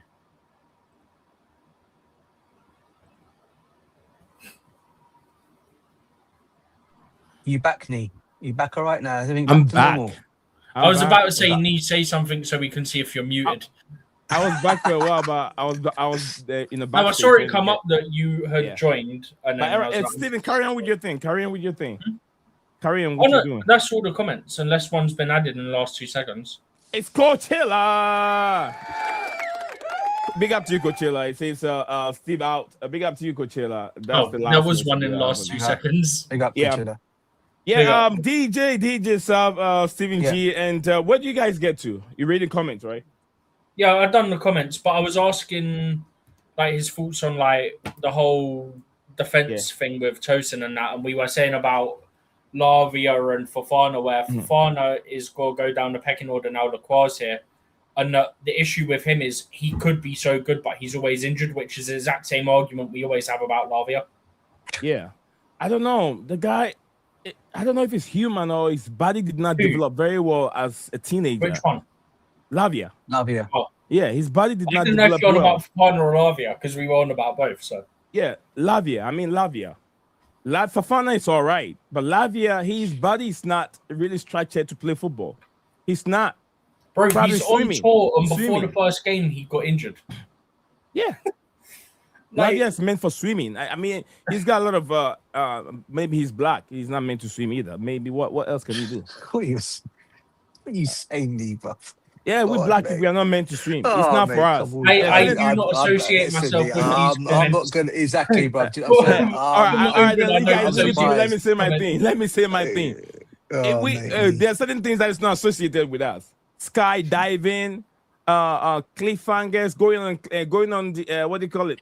Climbing hills. It's not our thing. Let's leave it to our white folks. Let them do it. let them do it. We don't swim. Not mine. His words. That's what I'm saying, but I'm not even getting involved, mate. We don't swim. We like to play football, be on the land. Yeah, war zone is those things. Leave it to us. We'll do that. But you can go and do your skydiving, go and climb all the mountains and dive in the air and swim. Michael Phelps. How many black people you see swimming Olympics? How many? They are not there. We don't do that. We're scared of I don't tend to take note of the do you know what I mean? I just tend to watch the sports and stuff within the sport. and enjoy that, Nee. I don't really look at that either, bro. To be honest with you, mate. I know you guys don't want to get involved, but I'm telling you the truth. The sports, I'll be honest with you. Do you know what I mean? All right. Anyway, we're gonna move on from there. Coachella said we are cooking. Absolutely, we are cooking a lot. It's gonna get cooked very soon. We're adding more spices, ingredients to the food that we are cooking. Whether it's jollof rice, we're gonna see what is gonna what is gonna taste. If it's gonna taste like Ghana or maybe a Nigerian jollof rice. We'll see from there, and then we'll see what we are cooking. But big up to you, coach. Or and it might taste like Portuguese, bruv. Peri, bruv. Let's not forget peri, Portuguese, man. yeah, maybe peri ones. It's just like if you guys don't know peri, it's just like jollof rice. It's just like jollof rice. Yeah, peri. Let's see. Big up. No, big up to everyone joining us on the stream. We've got 22 of you guys watching live on the stream. Let's see today if we can make it to 50 before we end the stream. So if you're just joining the stream, don't forget one thing I always say, that the likes that you drop on the stream is what makes YouTube recommend this stream or the video to other people. YouTube rely on only two things. Title, clickbait titles, and the thumbnail, not title, the thumbnail, and then how long you watch a stream. That's how they are. So as soon as you join, to help the stream out, drop your like on the video, and then YouTube will do the rest. That's how they are. The first 10 seconds of the video is what matters to them. It's not about how beautiful you edit your video. They don't care about that. They care about the first 10 seconds of every video. If you go in, you watch it 10 seconds and you like it, then within that 10 seconds, they look at the metrics and then send the video to a lot of people. If they don't get that engagement in the video, they won't do it. So if you come on and you come on and you love us, you love DJ Xabi, you love Stephen G and myself, just drop a like on the video and let YouTube do the rest. We'll see the metrics. All right, thank you very much. And thank you, Chelsea perspective, my man himself, Coachella. I just sent you a message. Do what, Steven? I just sent you a message. Okay. I'll check it right after reading this. I can't wait for Morgan Rogers, Rogers and Maxence Lacroix to join and start playing together, which is what Xabi Williams says, in my opinion. All right, Stephen, and DJ, I did ask a few questions before I started, lagging. All right, so okay, come back on. 2-1 aggregate. What? Huh? Okay. No, not that. Private. Oh, okay. All right, so I'll get that one in a second. All right, DJ, I did talk a lot. I did said so they're doing what you asked for. You can tell they're not convincing you because you're gonna see the message anyway. Big up to you and to DJ. But, big up to you, Steve. Yeah, DJ. Yes, Steven. Thank you. I'll see you. Go get it done. I'll see you some other time. Okay? Great chatting with you again, bro. Yeah. And you enjoy the rest of the stream, guys. Yeah, and I'll catch up with you later. All right. So now it's gonna be me and DJ to wrap up today's stream. Steven, I'll chat with you here in a bit. All right, DJ, you did. You told me that they're doing the right thing. They've given the manager, not a coach. They're bringing some experienced players. And I did ask, are they going to be impact players? Are they going to be just mentor to the young players? And you did tell me, yes, they will do impact the game, but they're not going to be starters, which I do agree with you. And we did talk about Morgan Rogers. Did we spend so much? Do you think we overspent on Morgan Rogers? Mo?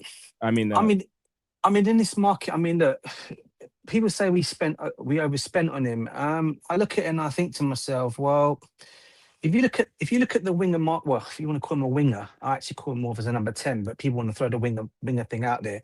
If you look at the wingers right now, prices are what they're at. You're looking at possibly Vinicius Jr. is no way going to go for less money than Morgan Rogers. And I'm hearing a lot of Arsenal fans telling me that. No, he's not. He's going to go for at least over 150 million at Real Madrid, even though he's got 2 years left or 1 year left on his contract, yeah? So for Morgan Rogers, English tax people want to call it, I think that's a great deal. The guy has, he won a European trophy last season with Aston Villa. People seem to forget about that. He's got that experience in the Prem. Chelsea have been looking at this guy for the past 2 seasons. I think people have forgotten about that. I'm hearing all the Arsenal fans saying, oh, Chelsea come in and nicked our target from us. No, we haven't. If you actually go and look back, Chelsea have actually gone and looked at Morgan Rogers for the past 2 seasons. It's just that we couldn't get a deal done. I'm correct me if I'm wrong here, but I think a deal almost got done for him last season. But an injury for Leon Bailey didn't let that deal happen. So Look, for me, at the end of the day, it's a great move for us. I don't think he's overspent. He's an he's an English international. I thought he had a very good World Cup. I mean, I'm going to admit, me, in the very Yeah. beginning, I didn't fancy Morgan Rogers. I'm not going to lie, because I thought the winger market out there is better. When you look at the likes of Barcola, you look at the likes of Yildiz, you look at those Yeah. likes of players, that can come in and do a better job than he can for me. But I thought, you know what? Bear it in mind that he's going to play with his best mate Cole Palmer. They know each other's game inside out.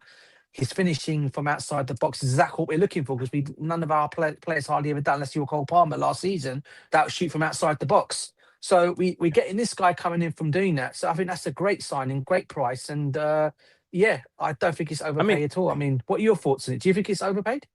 No. It's not overpaid. It's not his fault that Chelsea have to pay 150 million. There are other factors, because I forgot where he was coming from before he joined Aston Villa. Yeah. They'll have a sell-on clause on him, about 20%, if that's what I know. 20%. Also, it doesn't help with the price, because Villa wants to get more from the transfer, and then when they get more from the transfer, they have to take that 20% also and give it to that parent club, homegrown player where he developed from. So I understand that aspect, and also inflation in the Premier League. If you have Ellie Anderson going to Manchester City for a fee of 160 million, Morgan Rogers, who did so well, he was one of the best players in the Premier League last season. Definitely, if you go to the Premier League Team of the Year, he's part of it. Morgan Rogers will be right there. There's no way that he's also an English international. So if Ellie Anderson goes for that price, definitely expect Morgan Rogers to go with a similar price too, because this is the Premier League, and the Premier League price tag for Premier League players are different from any other league. You get what I mean? Any other league. Agreed. Agreed. Yeah, PSG was trying to say a similar thing to Barcola. Barcola is not a starter, and it's not playing a difficult league like the Premier League. Barcola never started for PSG in their whole campaign when they won the Premier League. He was part of the team that won the Premier League. It was part of it, but he did not start games. He's just always coming from the bench, because it was always Desiree Doué who plays on that left-hand side. So there's no way that they can command similar fee like 100 million plus. No, he's not a 100 million player. He's a good player. He's got a lot of talent in him, and he can be better. But he hasn't proved himself in the Premier League. The same thing that I was going to say when you said Yildiz from Juventus. Those players can come in and do a job, but we don't know if they can do it or not, because we've seen similar players that were on top of their game, which is we could talk about this guy from RB Leipzig, where we finally sent him to Tottenham Hotspur. Oh, Timo Werner. Yeah, we saw Werner. We saw Kai Havertz. They were scoring good, my friend. Yeah, indeed. They were scoring goals from every angle in the Bundesliga. But once you bring them to the Premier League, it's a different ball game. So if we have to pay 170 million on maybe Yildiz from Juventus, I'll be asking so many questions. But this is a Premier League player, proven player. So I don't mind, because others are going a similar price. And I think Maxence Lacroix also price deal is really excellent price. Excellent for a player that have won 2 trophies for Crystal Palace. He won FA Cup and also won the Conference League, right? So he knows, he's got a winning mentality. He knows how to finish a game and how to win trophy. And that is what Chelsea need. How to see girls out, how to win games. And he's got goals. He's been scoring goals, a few goals, not many, but I know he can improve. And with a new set piece manager or coach, that will help him improve and score more goals. So I do agree with you on the Morgan Rogers, but the only thing I did not agree was Yildiz, who can do a similar job. I don't believe so.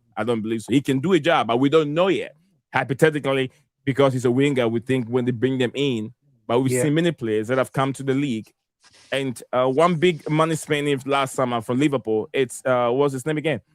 The Liverpool, you talking about the attacking midfielder. Yeah, he still haven't found his foot yet in Liverpool. I was watching even in Germany, the World Cup, he's still not. I feel like I should start using the word. He's not good enough. He's not. Maybe he's good for slow-paced games, but not good for Premier League. He's not a Premier League player. You get what I'm saying? I don't think I'm wrong, because we've seen enough of him whole season to be able to tell how good this player can be. Yeah. I mean, look, mate. As I said, I've always, you know me. I think I've said to you, I do rate Florian Wirtz. I just think he's had a very obviously first season. I mean, the only reason why I'm giving a bit of leeway is because he's his first season in the Prem. I want to see what he's going to do under Irola next season for Liverpool, and then I'll make my judgment call on him. Then I think there's a good player in there. I think Yildiz, we're talking about. Okay, I understand the Yildiz talk because a lot of people are saying because he's not played in the Prem, can he deal with can he deal with the pace of the Premiership? I personally think he's one of those players that can. I think I've seen enough of him to say I think he can come and do an impact job. But look, listen, I'm very happy with Morgan Rogers. He's Prem proven. Is what we're looking for. What Alonso's looking for. And as I said, we're backing our manager, and that's the most important factor to me, that Alonso's been back with the players that he wants. And I think that's the most important thing here for me, Nee. And I hopefully he comes in and does a good job, which I think he's going to do, Morgan Rogers, next season. But as you said, Elliot Anderson was not worth the money that everyone paid for. But that's the saying. That's unfortunately that's the price teams are paying all these players. So I agree with you 100% on that one, mate. Thank you very much, DJ. Absolutely. On that, we did discuss a few things on it, but big up to everyone dropping the comments. Keep them coming. DJ and I will give you more. If you have a question, let it come. We'll give you answers for it. Definitely good answers that you like. Black Funny, big up to you, Black Funny. First time seeing you on the platform. Big up to Black Funny. And big up to Chelsea Kane. Big up. It says big up everyone. Great signing. I wonder what number Lacroix will wear. Hopefully he wears number 5. Number 5, who wears number 5 back in the days? Michael Essien. Michael Essien. He says he can't wait for Morgan Rogers, Maxence Lacroix to join and then play together. All right, so big up everyone. A great signing. I wonder. All right, that's what I just read. Courtney, big up to Malak Courtney. Big up to you, brother. Yeah, maybe we will wear. He will wear number 5. Number 5, Michael Essien. Warbeck scored 13 goals last season, and João Pedro scores 50. No, João Pedro scored 25 goals. Premier League, he scores 25 goals. João Pedro scored more than 15. And João Pedro all competitions, or in the Prem? Is he 25 in all comps? Maybe all comps. Maybe. I think it's Premier League. He scored like 25 in the Premier League, isn't it? I think he may have. I've got to double check that. I think he might have done.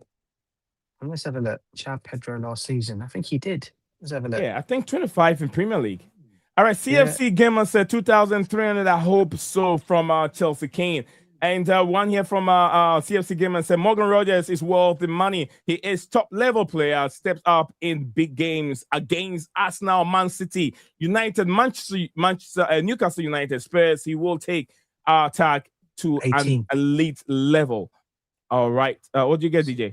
So it's 15 goals. 15 goals. 15 goals, but in all comps, 18 in total. No, in all comps to 25. No, it says 18 on here. From the stat I'm looking at, bro. It says João Pedro scored 18. He says here, João Pedro scored 18 total goals during the 25-26 season, including 15 goals in the Prem and 3 goals in UEFA Champions League. It's so more than 18. Yeah, it's more than 18. DJ. I'm only going by on here, mate. Honestly, so it says in here, Champions League. Have a look, brother. I'm looking this on Google, mate. Yeah, I know. I know what you're saying. Maybe, but what I'll say about just one thing on Welbeck. Welbeck scored more goals than Victor Gyökeres has, mate. That's coming off the bench for being a bench player. He scored 1 more goal than Victor Gyökeres last season, mate. That's like something, innit? Oh Lord, DJ. What's that? I had to throw that one in there, bro. Sorry. All right, I'm getting something else also from here. This is, I don't know if it's, let me get, okay. Here it says, this is May 5th, 2026. This is report from Chelsea Club. This is Chelsea website. It says, João Pedro joins Illustrious group to score 20 goals in the season at Chelsea.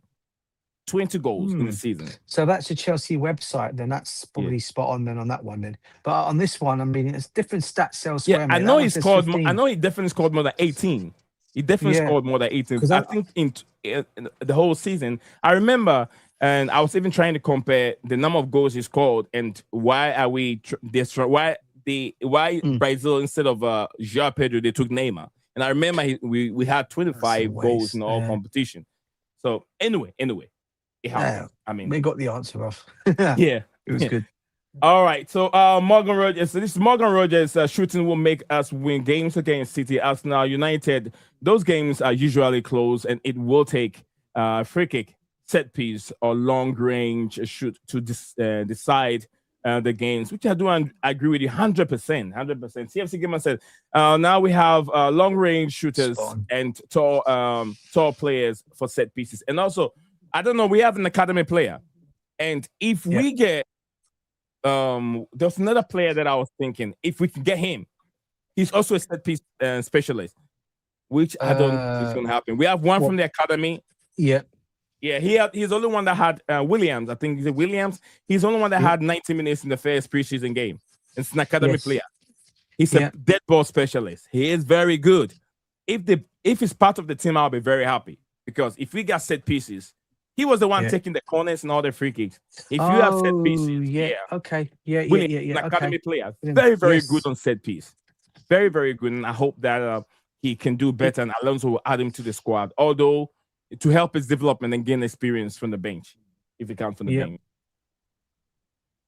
Okay, thank you very much on it. And Black Funny said, "Hi guys, we have a problem with Scout. Scott. Okay, Scott."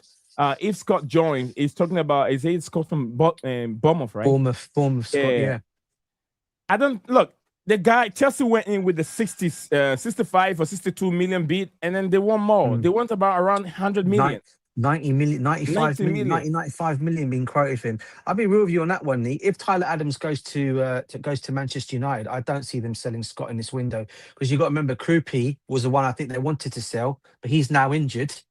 Yeah. So they're not going to end up losing Tyler Adams plus Scott in this window unless they're going to go and use that money straight away to go and get two more players in. That could still happen. But are you sure United want Tyler Adams? Well, I didn't believe it at first, but then when I'm listening to a lot of the some of the United content people, it looks like they're very much was saying that he's very much on the radar for United to go and get. They don't want him. I know there's so many United fans that don't want him. But if they do get him, I don't know whether Bournemouth will sell Scott and him in this same window. But then we say money talks, don't it, Nee? And if it gives Bournemouth a chance to go and strengthen their team, they could do both deals still. Okay. All right. That probably makes a lot of sense over there. But Tyler Adams fit for Man United? I don't know. But big up to you. All right. Alex Scott. His name is Alex Scott, right? Alex Scott. We don't need what's his name? This guy from all right, this is a player I can't pronounce his last name. He's from Herzegovina, whatever it's called it. He's Bosnian. Bosnia-Herzegovina. That's where he's coming from. And he's coming from the academy for Bayer Leverkusen academy. Correct. And Alonso played with him. So I know he didn't play with him. He worked with him under the academy. So I don't know if that's the main reason why. Well, my understanding on that one is they wanted him, but apparently they were only going to bring him in as a project player. Whereas Juventus, and which meant project player, then you go out on loan. Whereas Juventus have actually offered him a chance to come and play in start playing time. So I can understand that one. And I'll be real with you, Nee. After seeing Sapayev play the other day, I'm happy we're not getting him. I was very happy with that kid. That kid literally showed Liam Delap how to score a goal. Oh, exactly. That's the first goal, right? A first goal? The first goal, bro. Yeah. Brilliant player. He showed the flop. He showed the flop. This is how you score a goal, mate. And the flop's looking on like that. You know? So he was all over the place, DJ. He was all over the place. Still up. I'm telling you, bro, mate. Lord. I thought he'll change. Listen, I'm not going to judge him yet because obviously we still got preseason games, but Yeah. he hasn't left off where he left last season, but he's still going and knocking people on the floor. He's going and doing he's like he's in a WWE ring, bruv, or he's plastering the walls, mate. It's a plasterer, bruv. Do you know what I'm saying? Yeah. He's just one of them, mate. It's just not worked for him at Chelsea. I think if he was to get a loan move, it might be good for his future. However, he could still be profit because if we can still fetch 30 million for him or even 40 million, that's 10 million on the books for profit, mate. Get rid of him, mate. That's what I'd say. But I know there's a lot of interest in him from Nottingham Forest, Everton, and Newcastle. So let's see where that one goes, mate. Thank you very much, DJ. Tobaho, big up to you, Tobaho. Long time no see. My brother. I hope all is well in South Africa, and then the family is doing well too, my brother. Tobaho is the man. Guy is he's a good friend of mine. Big up to you. He says, hit the like button, people, and subscribe to the channel. Absolutely, guys. If you haven't subscribed to BCM Sports and your first time being here, do me a favor, subscribe to the channel. I'm sure you'll never regret you did. Roger, is it Reggie Watson? Reggie Watson need to be proper developed because we have a gen. Yeah, we have a gen in our hands. Absolutely, Watson. That's the guy. Reggie Watson is the guy. I think him and his brother were in the team, right? The two Reggies. We had Reggie Walsh, and then Reggie Watson. Oh, okay. Yeah. Two different Reggies. Okay. Mm-hmm. All right. Steven took the he took the set piece. Yeah, big up to you, Tobago. CFC Gamer said Estavio is good at taking set pieces as well. He knows how to whip that cross in. I don't know what to expect next season. I can't wait, Stephen. DJ, I can't just wait. They won 90 million for Alex Scott, and he only wants Chelsea. Bournemouth wants too much for him. Yeah, that's too much, mate. That's too much. Can we do potential lineup? I have something on my screen. We can talk about it. Yeah, absolutely. CFC Gamer. We can do that. Before we bring the stream to an end. Big to Tobaho. Thank you very much, my brother. It's been a while, but it's nice to have you on the show as usual. DJ, is there anything in your mind you want to add to it? To the comments or anything in your mind you want to discuss before we go to the predicted lineup or anything? No, bro, it's cool. It's just on Esteban. I mean, I know people said when he came off the bench, it wasn't one of his best. But I tell you what, mate, that ball when it came in, the way he controlled that ball, mate. That speed. And that speed, mate, that was just, mate, that was phenomenal, mate. And they were showing him because Neymar did that similar at his age as well. Yeah. And they just showed both players in themselves. Do you think he needs to work a little bit on his finishing? Esteban. Listen, we all know, listen, we all know when he scored that banging goal against Barcelona last season in the Champions League, mate. I mean, does that guy look like a guy who, I get what you're saying. For me, I get he's had opportunities where he can actually, he especially close chances. Yeah. But anything from range, I'm not worried about, mate, because you just know 9 out of 10 times that ball's going to bang into the top corner, mate, or in the near post, as he showed against Barcelona, mate. But I saw something from him the other day in a preseason game where he should have left. He was a little bit selfish over there. Yeah. I was like, you should have left the ball for the guy who was right in position, who can lay the ball or place the ball to the right hand side of the corner, or whichever way that could have ended up in the back of the net. But then he did so. He stopped the guy from kicking the ball, and he uses his left foot, and that went way off target. I was like, Estavio Williams. That was selfish from him. No, that was a little bit of him. I think he realised that afterwards, and I think he got a shout from the bench when that happened on that position that time, and I think he put his hand on and kind of like acknowledged it. So I think he did know that. But the other thing we haven't talked about is Quenda still to come back to this setup as well, another attacking player. Quenda. And then you've got a Mega. By the way, I don't think you had a chance to see. Mega, I think he's going on loan or something like that. Do you know what I saw? I mean, I didn't, because I know they didn't show that game live, the two behind the closed door games against Crawley and what was the other team they played? Crawley but my friend managed to get me video. And the 2 goals he got, mate, his hold-up play, I've got to tell you right now, Mega's hold-up play is very good, mate. I'm not going to lie to you. I think my only concern about him is, like you said, he's got that injury now, but I think he should be back by pre-season. I think if they're going to sell Delap and Jackson in this window, I think Mega learns from Welbeck and João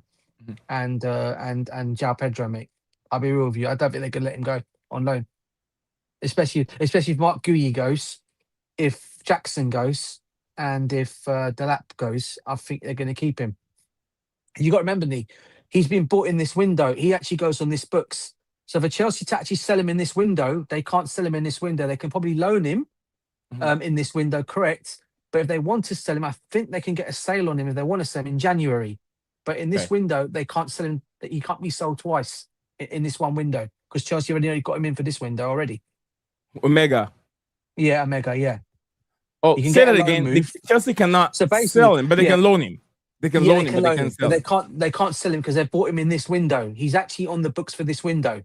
So you can't sell a player out, that player that you just bought in, you can't sell him again to another club. He either gets a loan or he goes in January. The time they can sell him, if they want to sell him, will be in January. So that's why I said that, because I read that up afterwards on the articles, and it states it. I think it states it. If you bring in a player, you can't sell that player in one window. You can't sell him again in this window. If they want to choose to loan him, they can do. Yeah. So I'm trying to find out the platform, not the website that we used to do predicted 11. I'm trying to get one. It's been a while since I did it, so I'm not so sure. But anyway, I'll find it whilst we are still discussing this. CFC Gamers, can we do a potential lineup? Absolutely, I'm trying to find it. They are not brothers. Yeah. Their first name looks similar, but last name is different. Reggie Walsh and Reggie Watson. Yeah. Okay. All right. How many goals do you think that we can get from? How many goals do you think we can get from Danny Welbeck this season, DJ? Bear in mind that he's going to be a part. Listen, bruv, if we can get the same figures as he got for Brighton last season, just coming off the bench, mate, I mean, I'll be happy at that, mate. And he got, like I said, he got more goals. I think, correct me if I'm wrong, you can go and check it, but I think Victor Gyökeres got 12 goals and he scored 13 goals. So he got one more goal more than Victor Gyökeres, and that's just coming off the bench and being a bit part-time player. Yeah. So if he can do that, can you imagine with that Chelsea attack coming from both sides? Guy's going to be feasting on goals, mate, from that attack coming from both sides. Yeah, you got Morgan Rogers on the left hand side. You got Morgan Rogers, Palmer. Yeah. Okay. Then you got Esteban and Quenda possibly on the other side. The man's going to have a field day, bruv. I'm not going to lie to you. He's going to have a field day with opportunities to go into the back of the net, mate. Him and Pedro. So I'm actually looking forward to that. Ja Pedro is also there, and you have Pedro Neto, who can also add some goals to it. I forgot about Pedro Neto. Another one. It's madness, mate. It's madness. It's madness. And then if Sapayev does get put into this squad, I'm really looking forward to see what this kid can do as well. I was very impressed with him. I know it's his first game, but that finish he took, mate, that was the confidence of a player, mate. I mean, the way he took it and boom, top corner. What a finish that was. So, I know Stephen said earlier on about Asugo possibly going out on loan, but this guy can show how he can finish as well, mate. He scored as well in that preseason game. What a move that was, by the way, and when he finished it off. So we have got some, attacking-wise, midfield-wise, I'd say probably attacking-wise, I'm not really worried about because you got, obviously, Morgan Rogers, Cole Palmer, Quenda, Esteval, Pedro, Pedro Neto, Omega, who can come in there, and Welbeck. I mean, that's some good attack. Midfield looks good as well. There'll be a few. I'll still say add to the midfield. Our defence, I'm actually very impressed with the defence as well. I think my only worrying concern at the moment, I would say to you, if you were to ask me right now, I would probably still say our left-back situation is still a bit vulnerable because even though Hato can play full 90 minutes, I think he's going to need some help there. If it's true of links to, I know we're looking at this guy, Pep Chavera from I don't think it's going to happen. Rayo Vallecano. I don't think it's going to happen. But I've also seen strong links to Theo Hernandez today as well, coming in as well. Theo Hernandez, there's talks of him as well. There've been strong. He's in Saudi, isn't he? He's in Saudi. He wants to come back to the Prem. He wants to move out. He wants to finally come back. How old is he? It's 28. 28. Okay, 28. 29, I think. Yeah. So that'd be good experience if he can come in. Hernandez on the right side.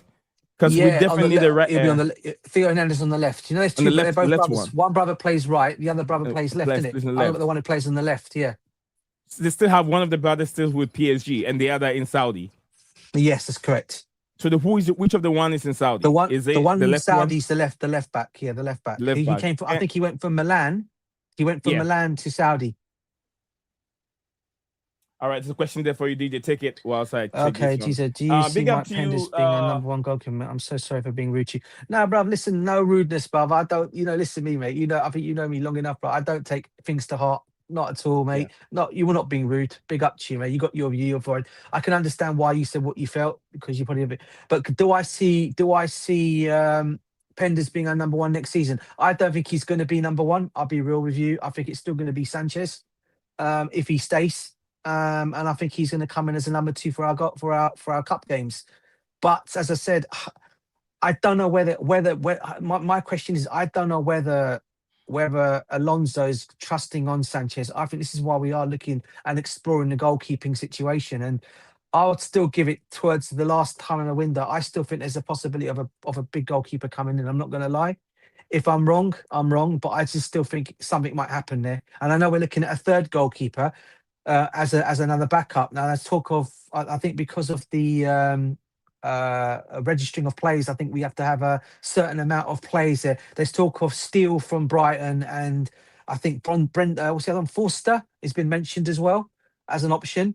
I also then saw today, and I don't know how true this is, that Chelsea may now consider keeping Slanina at the club as a number 3. Which I don't think for me is right. Again, don't go down well with me. I don't know. I've not seen enough of him. I think any of us have seen him play yet. No. So I don't think he's a number 3. I don't think that'll be the case. I don't think that'll be right for me personally. I do agree with you. Just like I said earlier on that Penders is going to be a steady, and he has to steady because he's coming from a league, and the tempo of the league is different, and the quality of players are not as much as they have in the Premier League. You're talking about playing against Arsenal, Man United, playing against Man City. They have top quality players that can shoot from every angle, and I'm not sure that he receives that much shot in the French league because the slow pace of the game. But the Premier League is different. Sometimes you see end to end within seconds, the ball is already from 118 to the other 18, and shots coming from everywhere.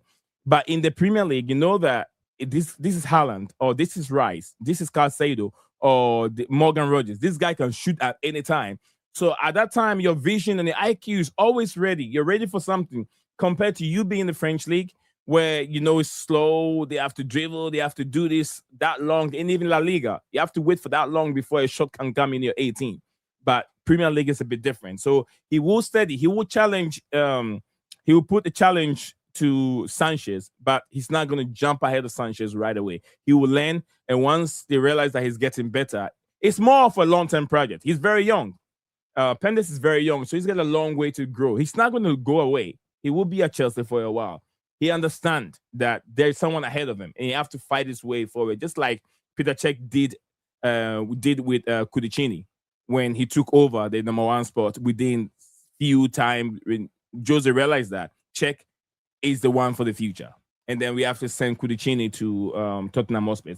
My boss, big up to you, my boss. It's big up to the legend, Nick Zion and DJ Sav. I'm excited to the signing of Maxence Lacroix. He is perfect addition to our squad. Happy days. Thank you very much, my boss, as usual. Don't forget to drop a like on it, guys. Don't forget to drop a like on the stream. And I saw a brother here. That's the name. It goes by name is Laker for Life. Laker for it, right? Laker for Life. Okay, Laker for Life 2020. Big up to you, my friends. First time see you on the stream, my brother. It says, as a Chelsea fan, Chelsea, why are you signing old Gazer? We have explained more, but because of you, we value your comments, we value your time. We'll still explain a little bit better for you. Give us a little second, and then we'll come back to your question. Laker for Life. Don't worry, we will. Need Zion from my boss. Big up to you, my boss. Big up to you, Tobago. And here, a black fan said that maybe 9 goals for Wilbeck because he is going to be second choice striker second choice striker, which I do agree. Big up to Chelsea perspective from Abbas. And okay. Here, okay. Let me read the comment. I think Sanchez is good for now. Big up to the legend, Steven G. Steven left. I'll let him know. I think Ja Pedro will score 30 goals this season. If you have better players, they'll score better. They'll score more goals. Ja Pedro did not miss a whole lot. 25 in the is it KG? KG. Yeah, that's what. Yeah. I think it's in over here. All right, 25 in the league and 5 in FA Cup, League Cup. That's from a CFC gamer. Thank you very much. He means that's the number of goals you think. It's like Ja Pedro or Daniel Welbeck who scored. Theo Hernandez. Black Funny said, so James and Palestra is the problem. But at least James is a versatile player. But who will end up in the right back position? I don't know. We'll talk about that. Putney Zion in the FIFA job. Bro. He will be a much better job than the fraud Infantino, who almost shamelessly made Pessy. I think Messi, right? And it says Pessy win the second World Cup in Argentina. All right, Mabass's comments, bruv. My boss is crazy. He's a crazy guy. All right, DJ, let's give our brother here an answer for his question here. Go for related to where is he at? This one here? Yeah. So Laker for life. As a City fan, Chelsea, why are you signing an old geezer? It depends on when you talk about old geezer. Are you talking about Welbeck and Henderson? Listen, if you're talking about, I'll help you. If you're talking about either one of them. As I said to Nii earlier on stream, I said the reason why we're bringing them in is not for them to start games. It's more to give the experience to the other players and leadership skills and quality. That is what Alonso's brought in. If you actually look at the way Alonso built his Leverkusen team, he had some older players like obviously Xhaka in that team. He had other players in that team that were older, but what did they end up going and doing? I'm not saying we're going to do that, but he took that team that was second last in the Bundesliga, and they went and won correct me if I'm wrong on that, but they actually went and won the Bundesliga that season, and they won a cup as well. So he knows what he's doing in that way. He just wants to add experience to this team. And I think when he first came in, he did actually state it out that the team was lacking leadership and experience in the team, and it's just gone and being addressed. And like I said, the reason why I'm happy about it, even I'm still, and he knows this, even though I'm still what I'm saying Bluco out, I'm still not saying I'm giving this owners their fair due, but the only thing I'm happy about at this moment in time is I'm just happy they're backing him at the moment. But I want to see it carry on this way for years to come. But my stance will still stand until I see more changes happening. But listen, they're backing the manager, they're giving the older players to come in for experience, and I think that's going to help the rest of the team. So yeah, I that's all I can say on that one. I don't know if you want to add to that one, Nii. Yeah, I'm going to add a little bit 2 cents to what DJ Sav just said. What's the name again? Whoever asked my friend that asked the question. Laker since 2020. Laker since 2020, I think it is. Yeah, Laker for life. Sometimes when if you watch Chelsea very well last season, Chelsea lost lots of games from winning position, and sometimes. The reason why we lost games from winning position is sometimes little details and fine margins. How to control the game, how to keep the ball. What do you do when you're starting to feel fatigue? A lot of these players haven't been in that position before. So that's why in the dressing room, they have players that will mentor these young, talented players to be able to see out games, to be able to finish games when they know even maybe the odds are against them. Yet last season, so many things that happened to Chelsea, that's why we fell off the cliff and where we finished last season. One, indiscipline. The number of red card and yellow card that we accumulated due to inexperience in our game. or necessary things. We don't have that veteran or the experienced player on the pitch. And we talk about experience, not just football, but the one that has maturity in terms of the brain that can direct these young up and coming talented players on what to do, how to react, where to be at a certain time during the game momentum. Because in football, like I said, fine margins, things that changes, things that can win your game. That is why the likes of Henderson are coming in, the likes of Danny Welbeck are coming in, not because they're old. This is not a retirement league. You get what I mean? This Chelsea is not a retirement place, but we realize that we need that. You could see some unnecessary cards that were being given to Chelsea players that it was really needless. If you have these experienced players in, we wouldn't have even conceded that many yellow cards and red cards. They would have managed the game very well. So I think that the inclusion of these veterans will help us see out games, win games, even when you're winning 1-0. The many times they were winning, and within 10 minutes to end the game, they will end up conceding goals because of mental fatigue. They don't have that leadership on the pitch. Reece James is a captain. He's a leader, but he's not vocal enough on the pitch. You get what I'm saying? Some players are vocal. Some players does it differently. Reece James is more, I would say, is it introvert? Is that the right word? Introvert. He's not versatile. You versatile for them? No, not versatile. He's not proactive. Introvert. He doesn't. I know what you mean. Introvert. Introvert. Yes, correct. Yeah, introvert. He's not that guy that always wants to yell and shout at people. He does it differently. John Terry and Steven Gerrard are different kind of captains, more compared to other captains who are more laid back, but they do their work. They do their captainship duty in the dressing room. Others are proactive. They do it on the page where everybody can see that they're throwing their arms left, right, center, which is different. Reece James. So I think that these guys will help and then put things together in the dressing room even before they get on the pitch. That's what I believe. That's the reason why we signed them. But we did not sign them for them to come and start. They are not starters either. So that should tell you that they're not coming to start and score goals for Chelsea. They will be coming out from the bench to impact the game. As we saw Danny Welbeck alone from the bench, he scored 13 goals last season. But I don't remember how many he scored from the bench. Maybe 8, maybe 9. But his whole entire career, he scored 18 goals coming from the bench. More than a typical number 9 striker who was playing for is he FC Sporting CP? Was this Sporting CP the one that plays for us now? He was that close. Yeah, Gyökeres or whatever his name is. Victor Gyökeres. If it's a Gyökeres. So if you have a veteran striker who scores that many goals from the bench, imagine if he's even starting games. So we don't have a problem. I think that we're going to have a lot of goals coming in for Chelsea.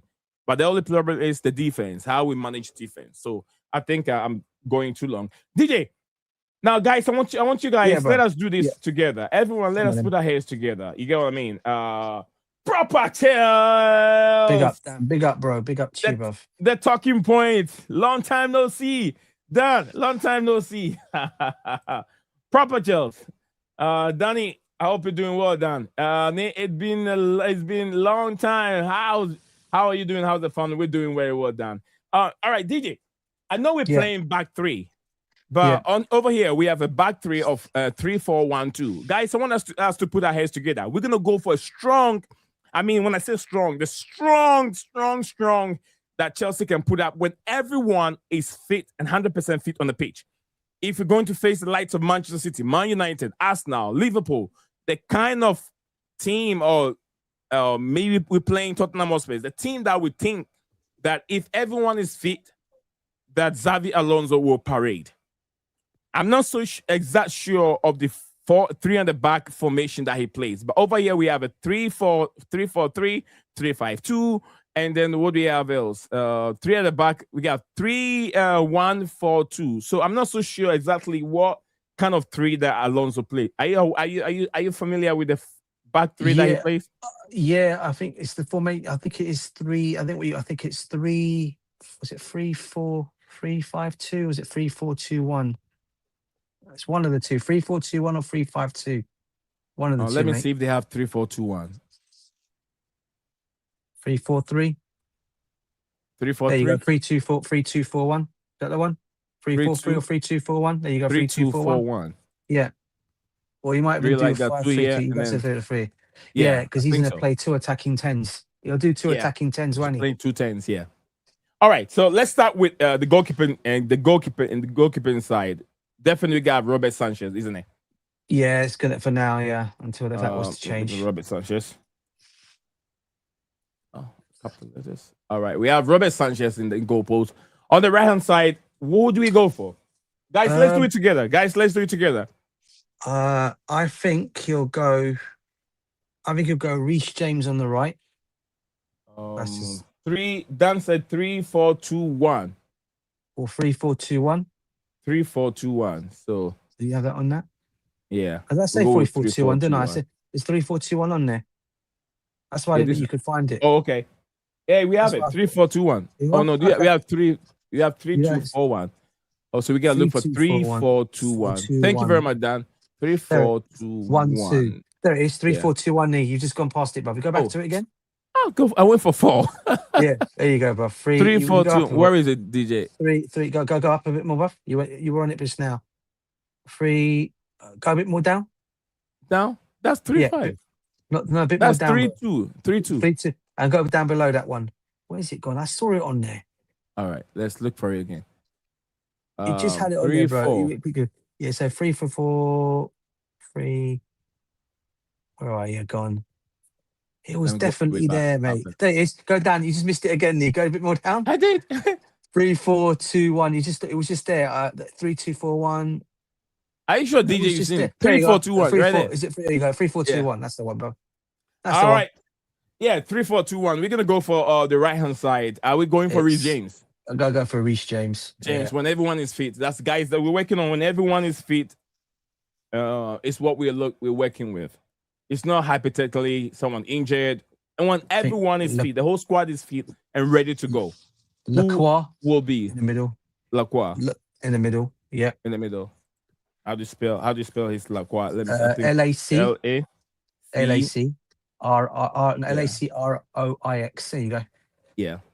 And then you've got Cowell. Levi Cowell, yeah. Spot on Ben. Cowell. Oh no way. That's not him. Levi. Try and put Ellie. There you go, bruv. L, yeah. You can bit more down. You were just on there, mate. Go back to L. There you go. There. Yeah. Yeah.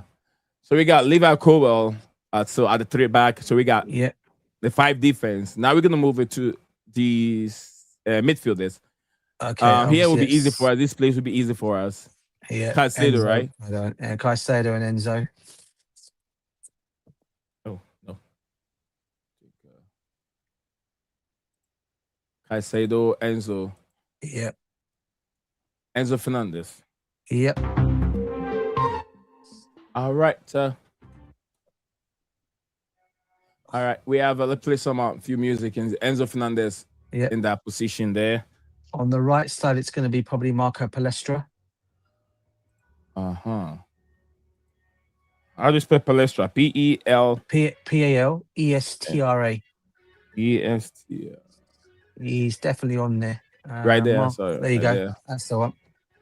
And then left hand side will be who? That's the tough one. Now you got a choice. I think he's probably going to go at this moment in time. I'm just going to stick him in there. Yeah. I think he might put Quenda in there. Quenda. Yeah, as a wing back. As a wing back. Yeah. Ooh. I don't know whether I don't think Kato will play left back role. Quenda, I think I've seen a few suggestions. Quenda.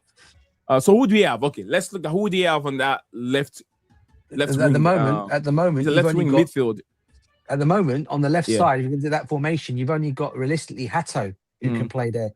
I think Quenda I think Quenda is going to be one of the wing backs, but I don't know which position where it's going to be. I think it probably will put you on the left unless we get another left wing back in. I don't know if we're going to get another one in, but I think he could be the one that we could get in there. I think. I don't know. I was going to say. Guys, what do you guys think? Who plays on that left hand side? Danny, Black Funny said 3-4-3 or 4-2-3-1. We'll look at 4-2-3-1 formation. We'll twist the thing around and see what we have on the screen. Probatel says he will play. He will play. I am and inverted midfield. I think inverted midfield and then right midfield. You could do that. You could do that. Have a good shout. Left midfield and right wing back guys. Yeah. Oh Lord, that's a lot. That's a lot of. That's the problem. I think he probably will. I'm just saying. I'm just trying to think who you can put in there on that side at the moment. The reason why I've only just stated Quenda because I think he could be one of the wing back roles that we give the position to. I don't know whether Hatto can play there. I don't know people in the chat. I've not seen Hatto play in a left wing back role. I know he can play left back and can play play as a centre back. Okay. But I don't know if he can play a left wing back role. I don't know. All right, so let's go with Quenda, right? Yeah, the time being, I guess. Probably going to be changed anyway. Geovany Quenda. All right, we have Quenda in that position. On the right-hand side here, you're going to have Cole Palmer. Cole Palmer. They'll be the two. Palmer. You know they're going to be known as, They're going to be the 2 10s.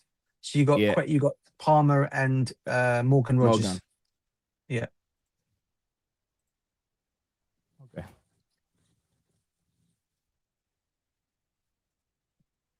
And then obviously João Pedro up top.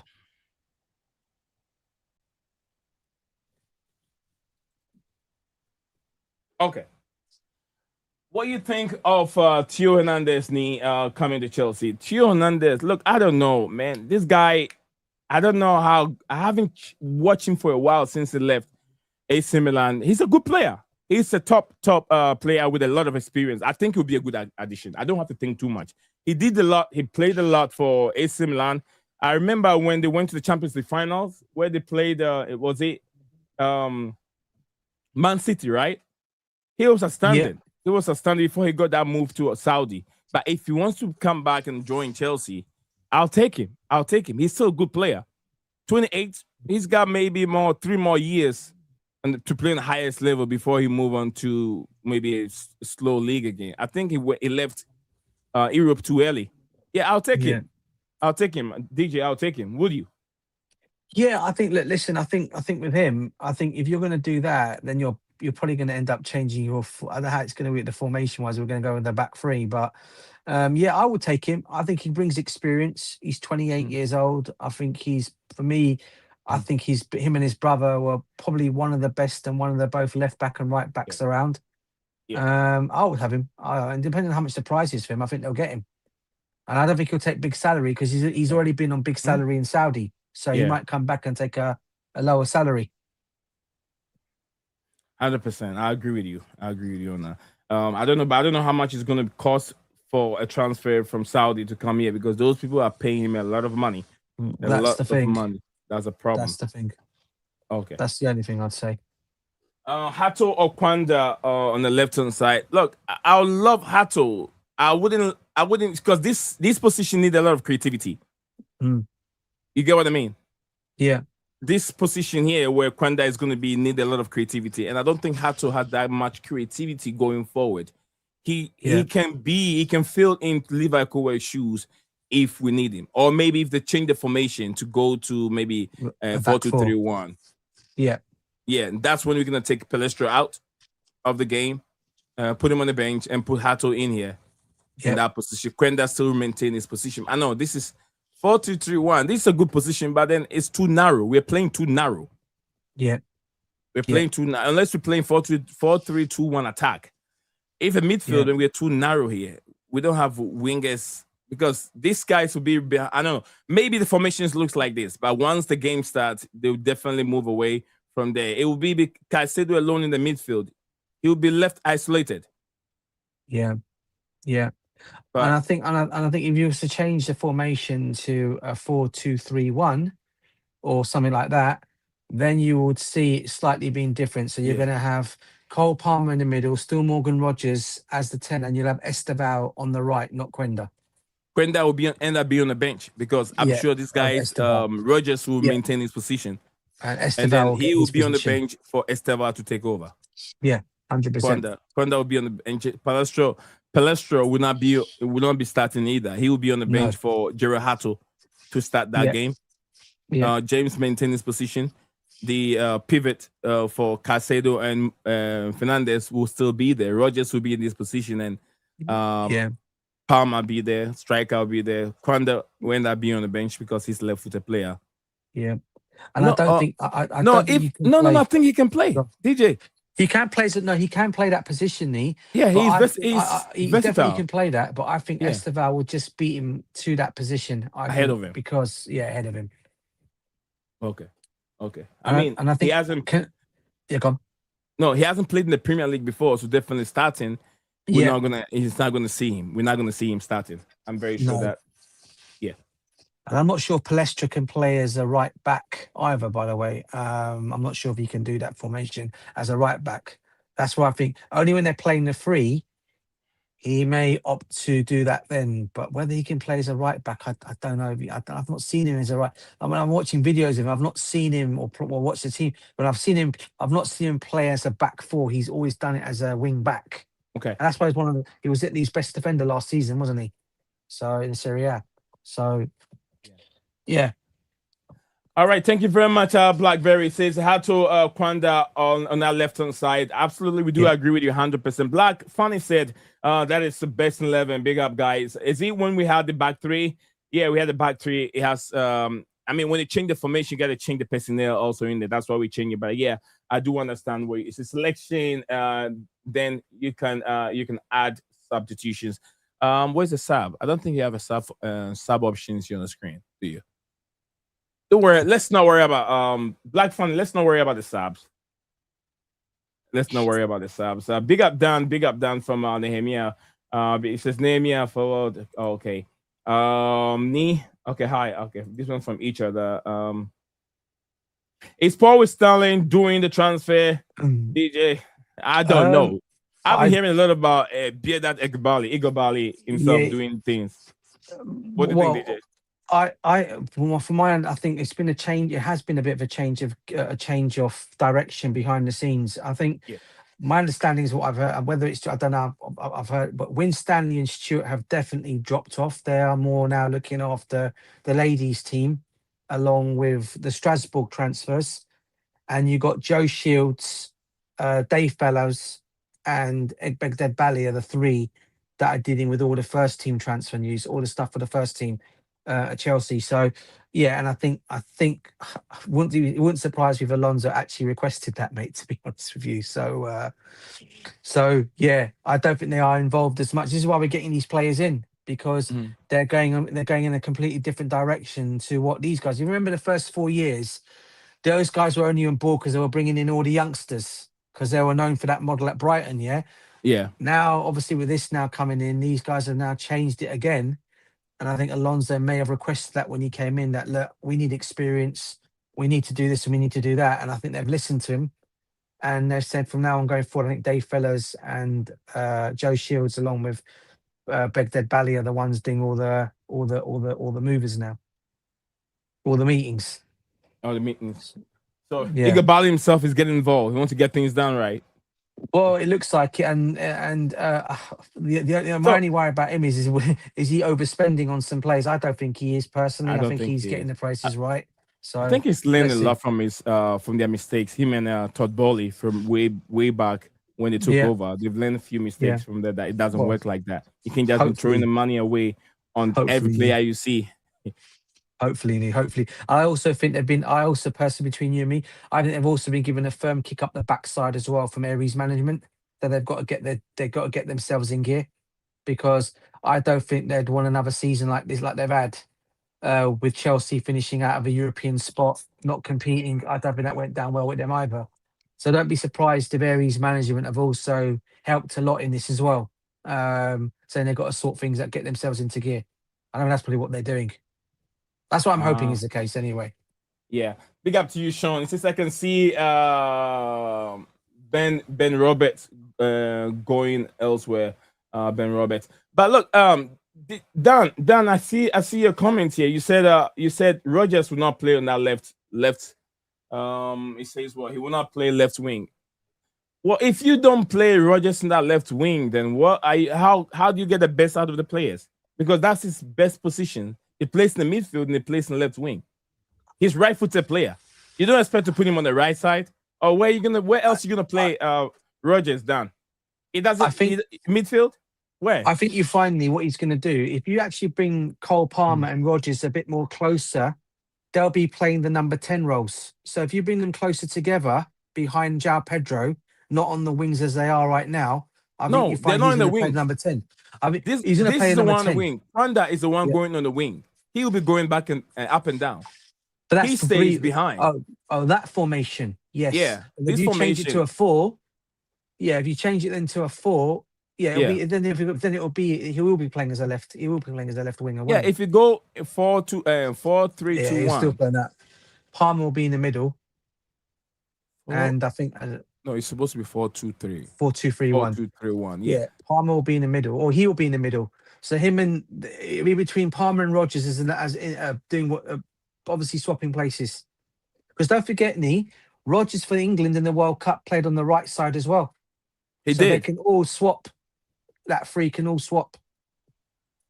But So he will be a bit. I would say he will be a little bit more ineffective on that right hand side unless he's playing in the middle because he's a right-footed player. When you put him on the right hand side, he's always going to get to the narrow side of it. He can't have a placement. No, on here. no, if he's running on this channel, how do you get a placement? He has to turn his body or shoot with outside of his boot. But when you put him on that left side, when it's a right-footed player, he's always going for placement, going to that side of the goalpost. Yeah. You get what I mean? And when he plays in the middle where Palmer plays, then indeed he can also go this way and then finish that way. Or go this way a little bit and then finish this way. But when he's playing here, he can have it's going to be very difficult for him to get goals. Yeah, I think what he's going to do, I think he'll rotate them through. When I say rotate, in games, you'll see them swap sometimes as they did last season. And so he won't always be on it. It's just to obviously, again, it's also to trick the opposition. Because sometimes the opposition are going to think, Rogers is going to come off the left. But then little do they know, he might shift to the right. Palmer might shift to the left. They're going to swap for the three of them. Whether it's Quenda, Palmer, Rogers, whether it's Esteval, Quenda, Rogers, Palmer, wherever it might be, even Gittins. You can throw Gittins in there as well when he's playing. He could even be, they could all be swapping and rotating each time on that front, that three will do each time. Obviously, they'll stay in their one formation where Rogers will be there. But then I think you find in games, and it's what I'm looking forward to it so much next season under Alonso when I go and see him at the bridge. I'm looking forward to seeing them rotate, mate. I really am. Because I mean, that's what you're going to see, Alonso ball. That's what you're going to see, real Alonso ball next season, mate. Honestly. All right, I understand what Dan is saying. Dan said he's not going to play. He's not going to be playing a 4-2-3-1. Okay, 4-3-3-1 is another variation that this players are using. You said 4-3-3. Okay, Dan, let's look at 4-3-3. Dan has a lot of formations here on the screen. Yeah. DJ, let's work with these formations that Dan has on the screen. Okay, then we can end the stream. We literally have 2 more minutes now. So let's do it real quick. Okay, we start with 3-4-2-1. 3-4-2-1.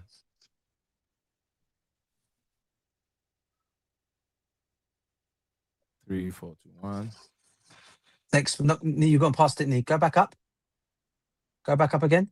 Slightly. There you go. 3-4. No, next one. 3-4-2-1, bro. I can't show you my finger, but if you go where it's got 3-4-1-2, you then got 3-4-2-1. Okay, there you go. There you go. Now I can see. Okay. With 3-4-2-1 work for Rogers? He still can be on the right hand side. He can still be on that side. He can be, he can still be. Yeah. But then he won't force himself in the corner. He will let go of the ball for somebody else. Yeah. He can still play. I understand. Maybe Palestra will be the guy running this channel up and down. Yeah. Whilst he meets James cover him up when he's not there. Then when he falls back, James also drop down. So Palestra will be penetrating this area, and then he can move to that area and also try to get goal behind João Pedro. So it's doable. Dan, it's doable. Now we're gonna look at the 4-3-3, right? Our favorite formation once upon a time. 4-3-3.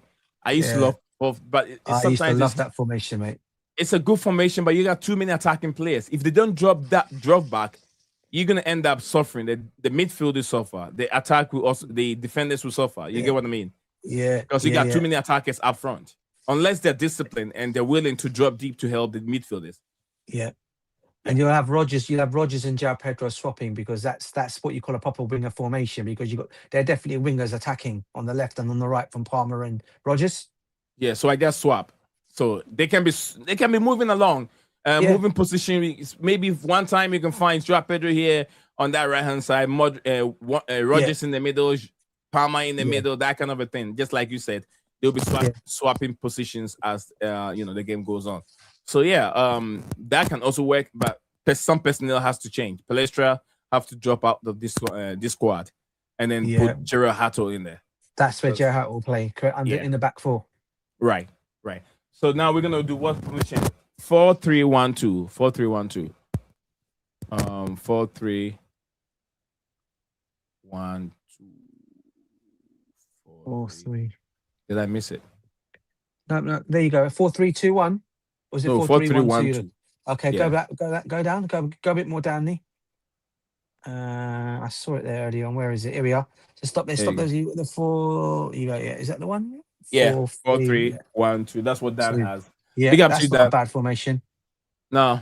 Only I think the formation is good. We have Palmer behind Morgan Rogers in attack. Palmer here. But this is where you're going to have Rogers on the right. Yeah. Oh, wait a minute. Would these two be swapping? Would these two be swapping position? Palestra definitely will be out of the game. Palestra will be out of the game again. Yeah. For Hatto. Yeah, definitely. Yeah, I mean, look, is he going to do? I mean, again, is it going to be who will go there? I mean, you got. I guess you could even stick Esteval on there, can't you? It just means you might have to lose one of Palmer or Rogers, innit? If you're going to do that. Yeah. I mean, if you have to put Palmer and Esteval can play in the middle, can play on the right too at the same time. Yeah. But he prefer, I think, before he came to Chelsea, Esteval said he preferred to play in the middle as a midfielder. Number 10. Yeah. But everyone used him as a right winger. Yeah. As a winger. So I don't know what they want to do. Anyway. And the last one is still 4-3-1-2, and he says he's put that there again. Which you've already got up anyway. Dan. So you got 3-4-2-1, 4-3-3, and then you got 4-3-1-2, and then you got Werther 4-3-1-2. So they're all the formations, mate. Yeah. Dan already did the 4-3-3, Dan. Proper Charles, Dan, I thought you said we hijack Bruno. Nah, listen, that deal's still not done for Arsenal. Be careful yet, what you say, because some of your viewers are also over here, and then they'll come at you. They come at you if you say something that doesn't come true. No, so be careful, Dan. To be fair to Dan, he did say that we could hijack the deal if Arsenal don't pay the money. And at the moment, again, Ben Jacobs has come out and said it. But again, if you actually look at the thing Ben Jacobs has put out, it still falls low of the valuation that Newcastle want. They've gone and put a 75 million on the table for him. Yeah, Newcastle have said all along it's 80 million plus 5 million add-ons, mate. They're not. Are they going to meet that? At the moment, they're still not met that yet. So I don't know why Arsenal fans are getting so gassed about it. Nothing's been agreed yet, and this whole thing with Vinicius Junior, that makes me laugh even more, mate. Do you know how much this guy has got? Do you know how much this guy is worth in terms of transfer, and then what wages he's going to ask for? Plus his image rights. Yeah. There's a lot there, mate. There's a lot there. But if Arsenal can pull it off, mate, I think that'd be a great coup for the Premiership, mate. Not for them, but for the Prem. Having someone like Vinicius Junior in the Prem, mate, that'd be brilliant. But I don't see it happening still. The money involved is too much. No way. If Arsenal were not willing to spend 170 million for Morgan Rogers, exactly. how on earth can they be able to afford Vinicius Junior? And looking at the numbers also, he's not going to take anything less than 400,000 a week. Yeah. That can distract. That can distract Arsenal's wage policy. The way they have it going right now. Players will be crying. Saka on the right-hand side, who has been, Arsenal's top, I'll say, Talisman, top players for quite Yeah. some time now. We'll be crying that he also want wage increase, and then other players will also be asking for wage increase, which can distract what they are trying to build. But big up to you, big up to you. Dan, also Dan, people- I'll send the link to you, but we're not gonna stay here for that long. But yeah, I And want to hear also, from you, Nick, Dan. I want to hear one from question. you. One thing I was going to say, Chini. Sorry, bro. Yeah, you're right. Are people forgetting also? Okay, that when Vinicius Junior goes into that team, he straight away is better than all their players because the guy's won more than any of that. He's won more in his career than that whole entire Arsenal squad. Yeah. And I don't think Arsenal realise that, mate. He's won more. He goes in there straight away. Yeah, that's more. what I'm saying. That if that happened, then there's a chance that hold on, Dan, a second. There's a chance that they can tell Saka, all these players, attacking players, or the players that look, do you guys want to win 2 Premier League titles in a row? Like it's only 2 players, 2 teams in the Premier League that have done it. I think it's Chelsea, Man City, right? And I think Man United, if I could be right, maybe. Yeah. Have won it 2 in a row. Do you want to do it? Do you want to do it? If you want to do that, then we're gonna bring a player that have been there, have won it all. That's gonna help you guys get to a different level and win it. If so, let's do it. If you don't care, but you want to be able to put your name down, one of the Premier League greats that have won back-to-back Premier League titles, then let's bring Vinny in. That's the only way they can do it, DJ. Yeah. Big up to you, Dan. You know Declan Rice is going to come knocking at the door once that happens. I want more money straight away. That's what I'm saying. That's what I'm saying.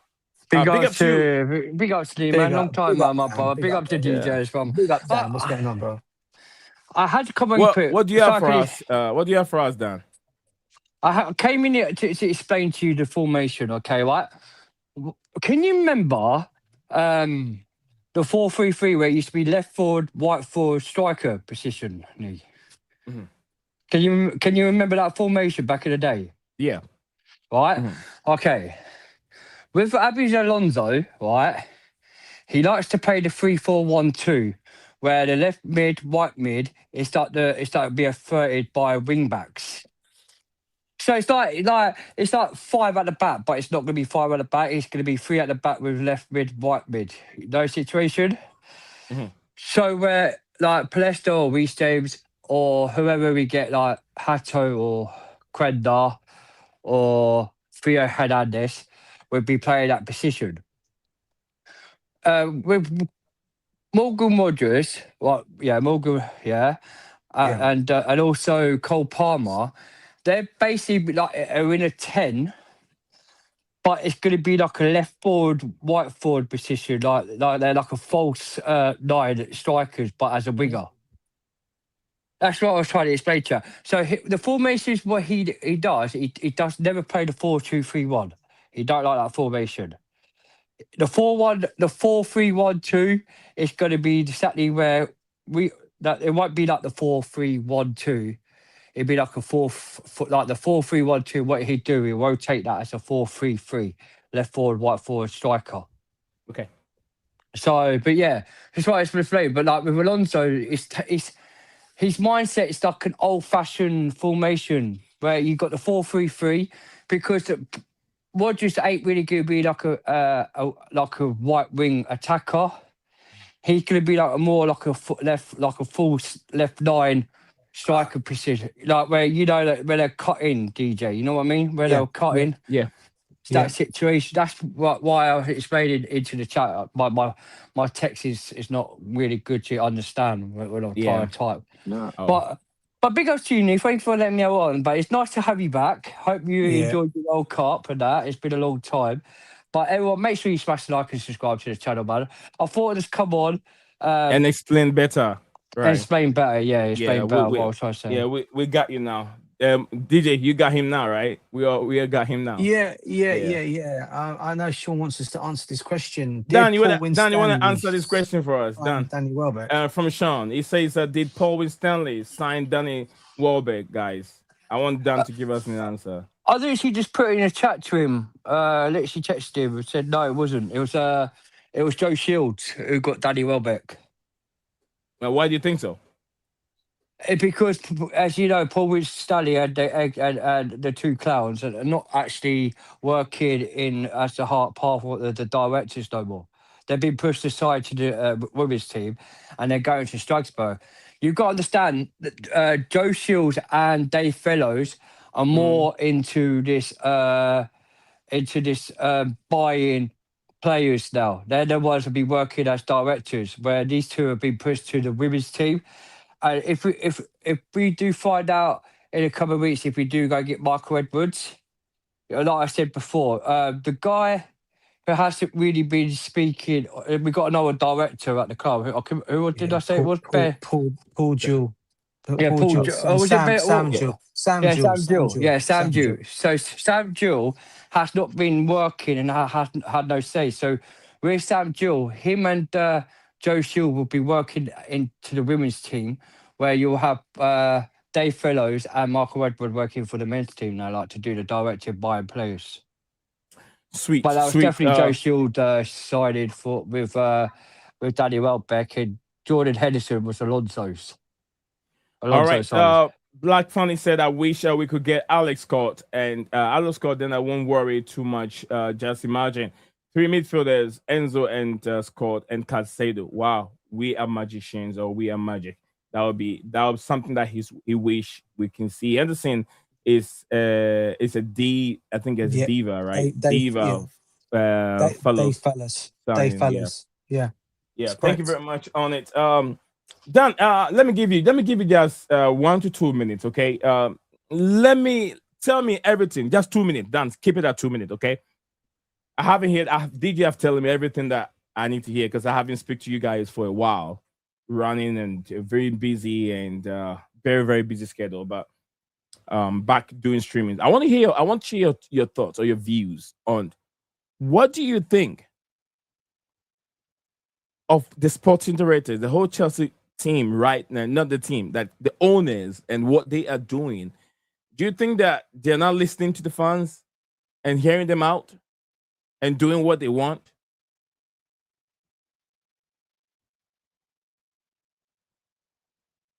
You're muted, Dan. It's a hard one. It's a hard one, Nee. It's a hard one. Can you hear me? Yeah. Can you hear me? I can hear you now. It's a hard one. You got owners. You got people that wanted the owner stick up with the owners, saying that they're being succeed for the last 4 years, even though they haven't done the lie to us for the last 4 years with bringing non-experience and when the ones with Blue Co. Now, what do you think now? How things are happening now? Do you think there is some kind of a change in Blue Co's ownership and management? Do you think there's a kind of they're trying to win now? What do you think? Don't forget about what people are saying. What do you think, Dan? I think it's a shock how they've provided, and now listen to the way the whole atmosphere, what these owners done with Alonso, bringing experience in. In my eyes, I still think nothing's changed in my eyes. I still Blue Co out because I don't think nothing's changed. But they're pushing themselves towards listening, towards getting the experience, what we've been crying out for 4 years. The situation, way they've changed the system, what we ever thought they weren't going to change the project, they look like they're going into the right direction now, and actually looking at their project before the last 4 years has not worked. It's now time to listen to the fans and let's get the experience in. And that's what they're doing. And where Alonso's come in to provide this, they knew, they can't mess this up. Because if they mess this up, Aries management will come up behind their back. And you've got to understand, with the money that they're in debt with, a lot of money in debt, it's now where I think what these lot do, because they're worried in case Aries managers come in, where they're going to try and get the better players, the quality, where we always say quality, not quantity. But now they're bringing the experienced players in. Is it their way they want to push to get back to top 4 to try and win titles, where they could have their financial on the books, where every single year now into that top paragraph where this situation, the books will help them with their what's the word? The debt to The pay off, financial. the debt to pay Yeah, off. the financial to pay the debt off. Okay. Because they have to. They have to do it. They have to win. Because the thing is, if they don't win things and they keep going there and Aries management comes in, they'll lose out a lot of profit on their financial and they won't have to sell the club what they're willing to sell the club. But for a minute, they're in my eyes, I think they're doing what they should have done 4 years ago. What we've been asking for. Do you think that's the reason why that they have to? They've lied to us for 4 years, so nothing changes for me. I think Blue go out. But if they win the Premier League, if they win the Premier League this year, Dan, give me a second. That's not what I mean. But they have to consist to do it Can you hear every me? single year. Can you hear me? Can you hear me? Yeah, I can hear you. No, Yeah, Dan I can hear you, me. Nee. Yeah, I was talking to you. I understand whether Blue go out or Blue go in. That's not what we're talking about. I'm trying to see, do you see some changes at the football club? I can hear you. Yeah, I can hear you now, yeah. No, I think it's delayed. I can hear you now, not before because you're delaying. Can't you hear me? No, I can hear you right away. If there's a delay, it will take some time before it comes to me. There's a delay at your end, not my end. And DJ, you can hear me straight away when I talk, right? Yeah, I can hear you, bro. Yeah, I can hear you. I can hear If you. Dan is done, if it's taking some time for you to hear us, then you have a delay at your end. So we can hear you right away when you talk. Can you hear me, Dan? Oh, no, I can hear you. No, Okay. no, I can hear him. I've just finished it. Okay. No, I can hear you, D. I can hear. delayed. Can you see me? Put my thumbs up. Dan, you're delayed. Dan, you're delayed. Can you see me on the picture or not? Yeah, I can see Let me you. drop Dan. back and let me drop back in. I'll be 1 minute. 1 minute. Okay. So all that I said, he was hearing it later, DJ. Yeah, what I was saying is I understand Blue go in, Blue go out it doesn't matter. But I'm saying if we want them out, I'm talking about what they're seeing now. DJ, like you gave me your opinion on it. Like we've seen you know where you stand on them. They should prove you right. I mean, they should prove you wrong. You want them to do the right thing. And I love what Dan said. This is what they should have done when they came in the first time. They should have done that, blend in with experience and then the young players. Then we keep moving. Then the team becomes stronger. But now I feel like, just like Dan said, they feel like now it's time for them to win, and they listen to what Alonso said. Alonso is saying, if you guys want to win, you guys need the money. We need to get these players in to be able to win and get the money to do whatever we have to do. With the debt, I don't know. I don't want to talk about debt anymore because we all know they said we don't have the money, but we've seen all these signings coming in. Yeah. So I don't want to get in there because I think just to let you know, Nee, I've explained this before on Dan's stream. The reason why we managed to sign Morgan Rogers is because if you think about it, we sold Cucurella, we sold Tyreek George, and we also sold who's the other one we sold? Cucurella, Tyreek George, and who's the other one we got money for? Who's the other player we sold? We raised around about 140 million. We haven't sold many. That's the players we've sold. So Cucurella, Tyreek George, we sold another one. There's a third one we sold. Yeah, but the question I'm going to ask is, where are all these people that think they are financing? They know everything. Why didn't you put all this into perspective before saying that Chelsea are broke? No. That's the thing. Yeah, I've got to say, some people that put that out about us being broke, I think some people have kind of like I don't know whether people didn't know full on the finances. Hey, Santos, we saw Santos to that's Man United. The one, bro. Santos. Thank you very much, Naomi. Thank you, Naomi. That's it. Andrew Santos. Santos, thank you. Yeah, thank you. And we raised 140. We raised 140 million. Okay, I'm on the live stream, Donny. Okay, I'm coming in a minute. Okay, we raised 140. We raised 140 million, and in that 140 million that we raised, we managed to go and get Morgan Rogers with that money. That's where that money went to. Yeah, with that money. Yeah. Obviously, then and also from what I'm also understanding is the debt, the money that they had to take out the loan to pay. There was still some of that money left over. The debt money, is what people want to call it. They still had that money left over to go and do these signings. And I think what's going to happen is I do believe on July the 13th, of 2027 is when Aries management is loan with their their thing runs out, which means they can call in. They can actually call in on their debt and call in on their issue. So I think that's the reason why they've had to act now. And listen, as I said to you before, Dan, they brought in the right manager, back Alonso, giving him the players that he wants, but they need to continue on with this, and we need to start winning on the field of play by also saying we need a front of shirt sponsor as well, which needs to be done as well for me. That would help them get the money in. That will bring some more money in. I don't know what's holding them. From what I know, what I was reading is they're looking for the right one with the heavy, I'll say heavy deal. They're looking for the better deal before they put one in front of our jersey. And then I don't think they're that serious about it.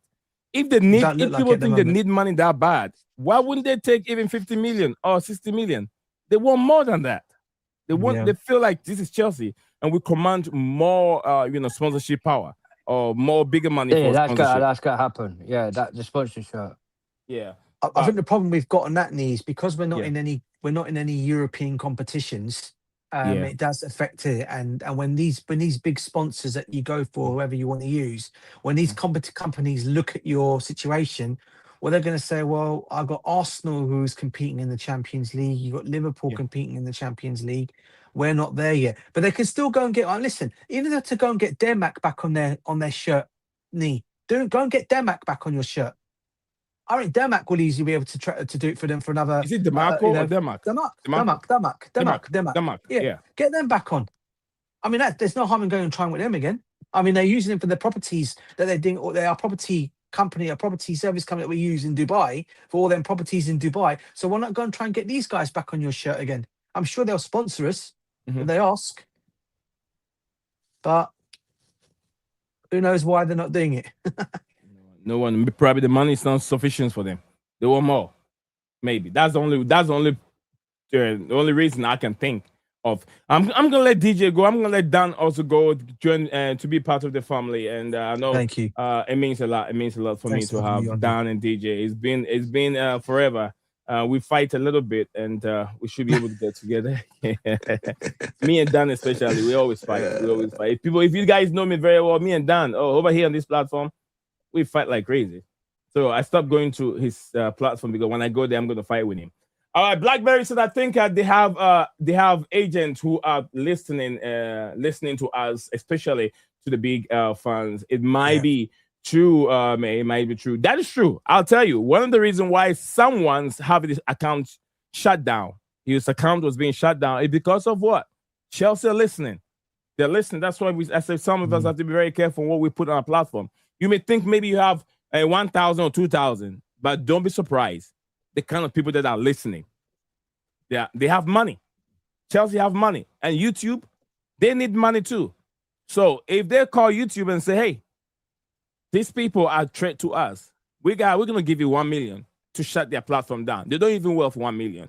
They have only 2,000. Shut their platform down and tell them they went against our policy. This is what they said. They went against our policy. They'll do it right away. They collected 1 million from Chelsea. Free money. So that's why sometimes I tell my younger, my other fans, channels, they are very small, to just be very careful. Play along it. You can be negative when we want to. When that's your opinion, they can't take it away from you. That's how you feel. But some people drive some agenda that I don't think it was okay.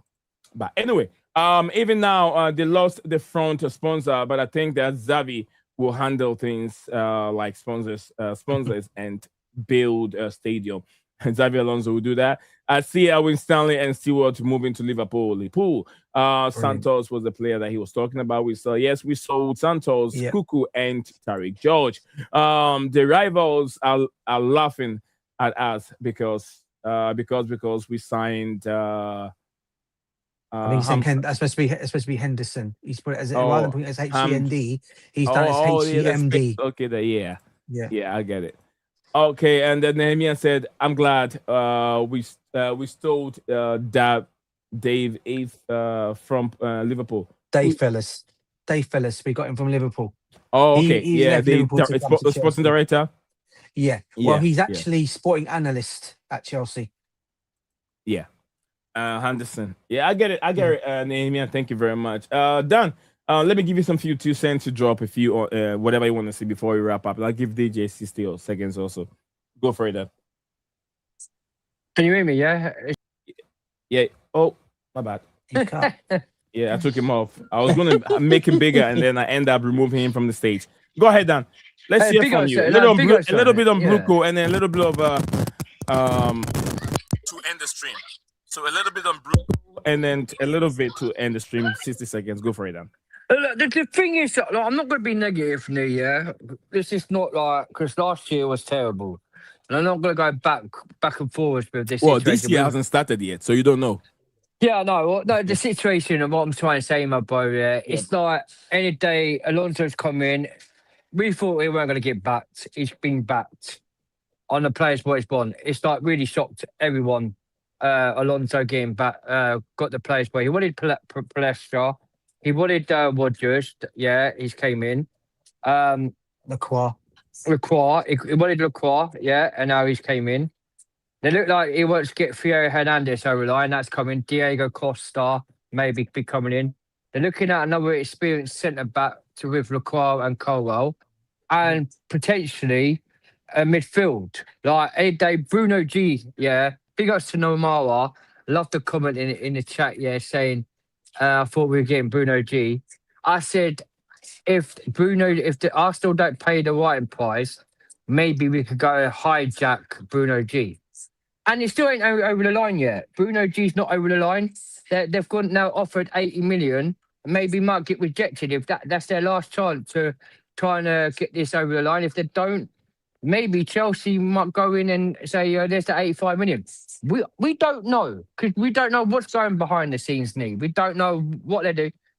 We never knew that about Pedro Neto, mate. Like when Pedro Neto was signed, we didn't know we was going to sign Pedro Neto. Cucurella the same. And Cucurella, it just came over the line. But any day we're getting these players. I'm excited to looking at Palestra. I'm looking excited to see Rogers play.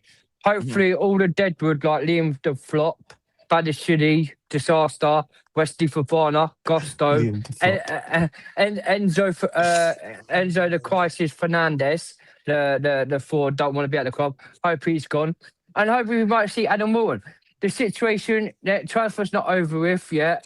The pre-season knee, all right? The pre-season in that game against Sydney.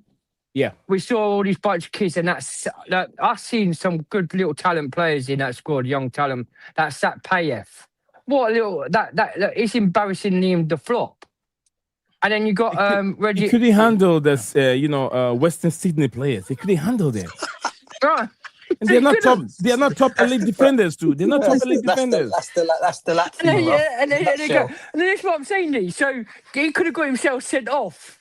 Did you see what he did? He could have got himself sent off. So like, and you got Reddy Welsh, who hasn't played like since he was a kid. Yeah, there was Reggie a stat. Watson. Yeah, Reggie Watson. There's a stat. He's played more games than like it's just like weird. 90 minutes thing, Lavia, bruv. Yeah, then Lavia. That's what I'm saying. Embarrassing, mate. It's embarrassing. It's just from a kid, and he still played 90 minutes. Then Romeo Lavia at the club. But how like they spent money, They spent money on the Ford. They're on the Ford watch. Yeah, they didn't spend the money wise, and we've been asking for this since when they signed for the club. Yeah, they got Koulibaly, Raheem Sterling, Todd Bowley did. And somehow that didn't work. But at the time, Koulibaly, he was an injury prone. Raheem Sterling weren't really fit, and Aubameyang. And getting rid of Thomas Tuchel and then after that, bring in average managers. I don't know. Like you said, you asked me a question. Has the owners changed their project? I don't know. So when they start showing me big signings and they can keep constant every year with this and back Alonso with the profile what he wants and that win titles, maybe they've changed. And then I could say next season, next end of the season, I could say fair play. Okay. But for a minute, nothing changes for me. Long said they're back Alonso. I want to see by the end of the deadline day, see if these players come in. But big up to Neuer for Warrior. I can't wait to play Arsenal at the Emirates. We smacked them 3 weeks. Yeah, 100%. I agree on that. I hope we could beat Arsenal as well. And beat Man United as well, Nee. Beat Man United double. Yeah, we Because have these Man to. United getting too much. Guys, Too please, much hype. let me say this. You guys are getting carried away. It's a new team that we're rebuilding, another rebuilding. Please, don't make it sound like we've already seen the team play together. We've seen names, we've seen individual names. This is what the way we carry, the way we feel, and we have that perception in our mind before the season starts. When things don't go well, then we turn our frustration on blue coat, and then the manager, and then the players. I know this is Chelsea, but we have to understand that the kind of Chelsea we see now, it's not the kind of Chelsea we see 10 years ago, 15 years ago. We should aim high, but we have to remember that they're collective players. They've not been winning for the past 6-7 years. They haven't won much in the Premier League. But now we're trying to do it again. So let's not have too much, expectations shouldn't be too high. We should keep it in moderate until after 3, 4, and 5, 6 games. Then we see how the team is playing. Then we can get carried away. Then we can know that this is what we expect now. But now I don't want you guys to get PTSD and get heart problems, because it's a long way to go. It's a long way to go. Nee, I want to ask you a question. Let me ask you, because no one don't know. DJ gotta go. Dan, DJ. Yeah, okay. I just really want to quickly ask you. I want him to because jump in also and then say something before we end the show. Yeah. Make I it just want to ask you. snappy. Yeah, I was going to make it snappy because no one ain't asking you a question. You've asked us the question and you're the co-host. You've asked us about. I'm asking you the same thing what you asked me. Yeah, I'm going to repeat it back to you. What do you think about these owners' changes, and what's your thoughts about these experienced players coming in at the football club? What they're doing? You know, this what I see. I said this from the beginning when the stream started. I said they are feeling it, and I've said it many times when a lot of people are against the blue coat. I said a time will come they will feel it. They want to win, but then they think they can win it in a different way, something that no one have done before by using kids. But now they are feeling it. They have changed their mind of bringing in a manager instead of a coach. They started with coaches. Now they're going with manager. They actually tell us that there is a change at Chelsea Football Club. Although there's a change. Now they're prioritizing bringing in 35 years and old players. Since when? Now, did we know that Blue Coat fancy 35 years old experienced players in the Premier League? So now they want to win to be able to pay money back wherever they're taking the money from. They want, that's the changes that I've seen. And give him so much power, also about 60% or 70% power to the manager, is also a sign of good things happening to Chelsea. And that's why I feel like things will get better and things are changing at the football club. So now we have to give them time for them to work. Alonso also need time. So that's what I'm going to say, Dan, regards to the same question that I asked you. Do we see changes? Yes, I do. They're backing the manager, something that they did not do for Thomas Tuchel. They did not do for Enzo Maresca. Neither did Liam Senior. He doesn't even need backing, because if you back him, he wouldn't even know what he could do with those players when you back him, because we did not see what he was doing. If he was playing 12-5-1 or 6-2-2 or 9-9-2 or 9-4-3. We don't know what he was playing. So that's what I think. I think that I see changes, and that changes will go a long way. The fans are happy because I see you guys having different opinion, and DJ is having a little bit different opinion. Although he stands where he stands, the owners have to prove him wrong. And you stand where you stand, you want them out of the football club. But what I want to see is, I want to hear the fans being happy with some of the signings that are coming in. Last season, none of them were happy, and I wasn't happy either. But I was giving them time for things to change. And it is here. And I said during the protest, I said, it's not about forcing them out. They are hurting, but they don't want to say it. But the time will come, they will make that change. And this is this season. If you guys remember, I said, it's not about force. When you push them, if they don't want to sell the football club, they won't sell it. And you can't force them to sell it. But indeed, the money will push them to change things at Chelsea Football Club, because they need the money, and we're now seeing the changes. So sometimes it's not about sometimes if you have a wife and the wife is giving you so much trouble, just ignore her. when things are getting all the way down, she will leave herself. She will pack her stuff and leave the house without you telling her to do anything. But trying to force her, you can end up fighting and you're going to get arrested and you're going to get that. We don't want that. So sometimes you have to leave the women alone. They'll leave by themselves when they realize that it's time for them to leave. That's what Chelsea is. Let DJ come in. Let DJ come in for a second. DJ. Yeah. Over to you. Let's trying to wrap up with us. Let's wrap up. I'm just going to be quick, bro. As I said to you earlier on, I'm still, as I said, the owners have got to prove me wrong. My thing still stays as it is Bluco out, as I said to you before. However, like I said, if they're going to do what they're continuing to do now in backing up, if they can get along, they've got the right manager in. They've now started to realise maybe and hopefully that the plays that is needed for this football club. And it's not just got to be one season. For me, look, the season's got to start. I get all that, and we've still got to start and whatever. For me, you've got to back this manager for the years that he's at this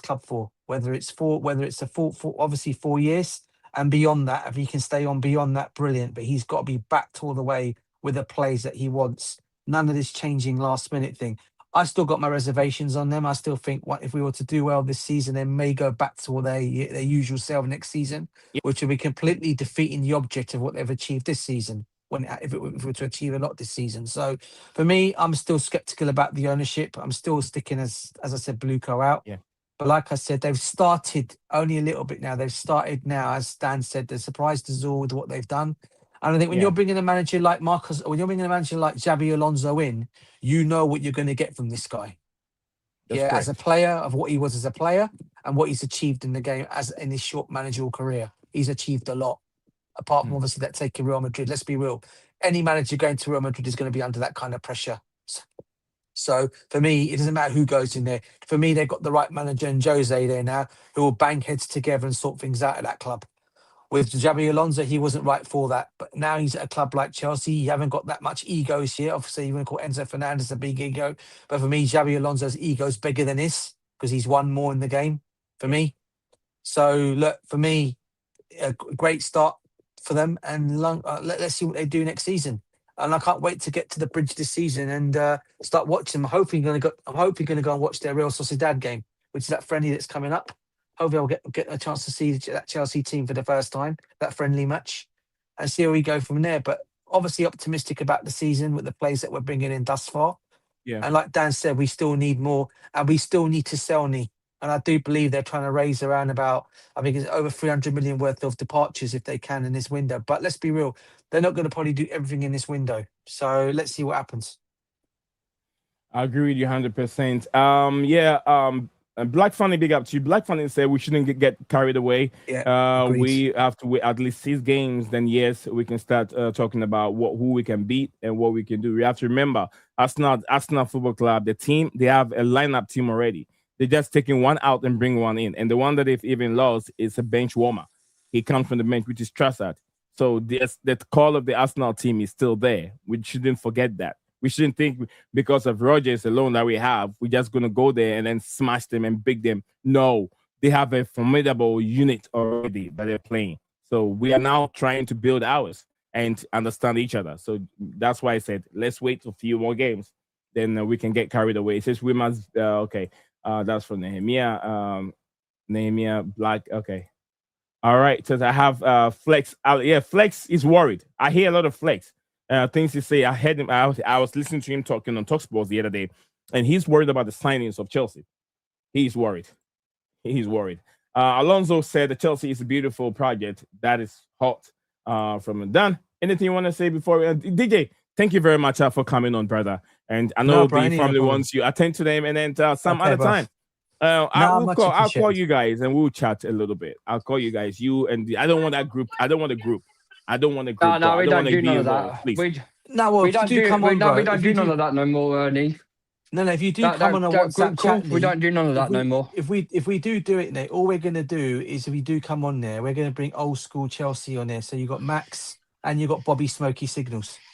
So if you have those 2 years, fine. But if you bring in the others where no, I don't want that. He'll definitely like Kel talks because he's old. He's old school like we are. It's like It's we very like it's old like school. we also like Big L, like Big L. It's just me, Big Big L, Al. Max Berlin, and it's just, Who? we don't join Oh, deal Big Alan? stuff though. Yeah, Big yeah, Alan? Yeah, Alan, yeah. Alan said something that pissed me off one time, and then I stopped coming. But Because I wasn't. All right, no. let me end the stream. Yeah. industry, Guys, stay there for a second. And DJ, all right, guys, thank you very much. Black Funny, guy, man, I appreciate your engagement, brother. I appreciate your engagement, and thank you very much for coming on and be part of this stream and be a part of the community. God bless everyone. DJ South for coming on, and Dan also for coming on. Don't forget to post videos before Chelsea games and after Chelsea games. Oh yeah, Black Funny. I do that a lot. And when you guys see it, just copy them and then share them on any other Facebook platform, social media platform that you guys are into. I need you guys' help to do that, to get this channel where it has been. A lot of work has gone into it. And also, you guys can visit some of my videos and you see the work that I have done. And it's not easy. We've also launched. Let me share this because it's the first time I'm having DJ and Dan over here. We've launched our website also. We have freelance writers and also that writes information on our platform. Let me share that here.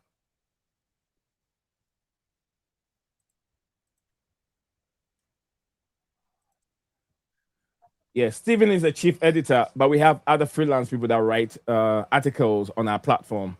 So when you guys go on there, you will see a lot of stuff on our platform. Let me share the screen real quick. Let's go. Where you are. Okay. So yeah, we have even videos that will link you guys to our YouTube channel. So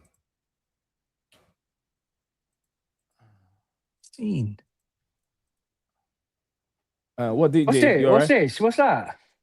Was that web page, Nee? This is my website. Yeah. Oh, okay.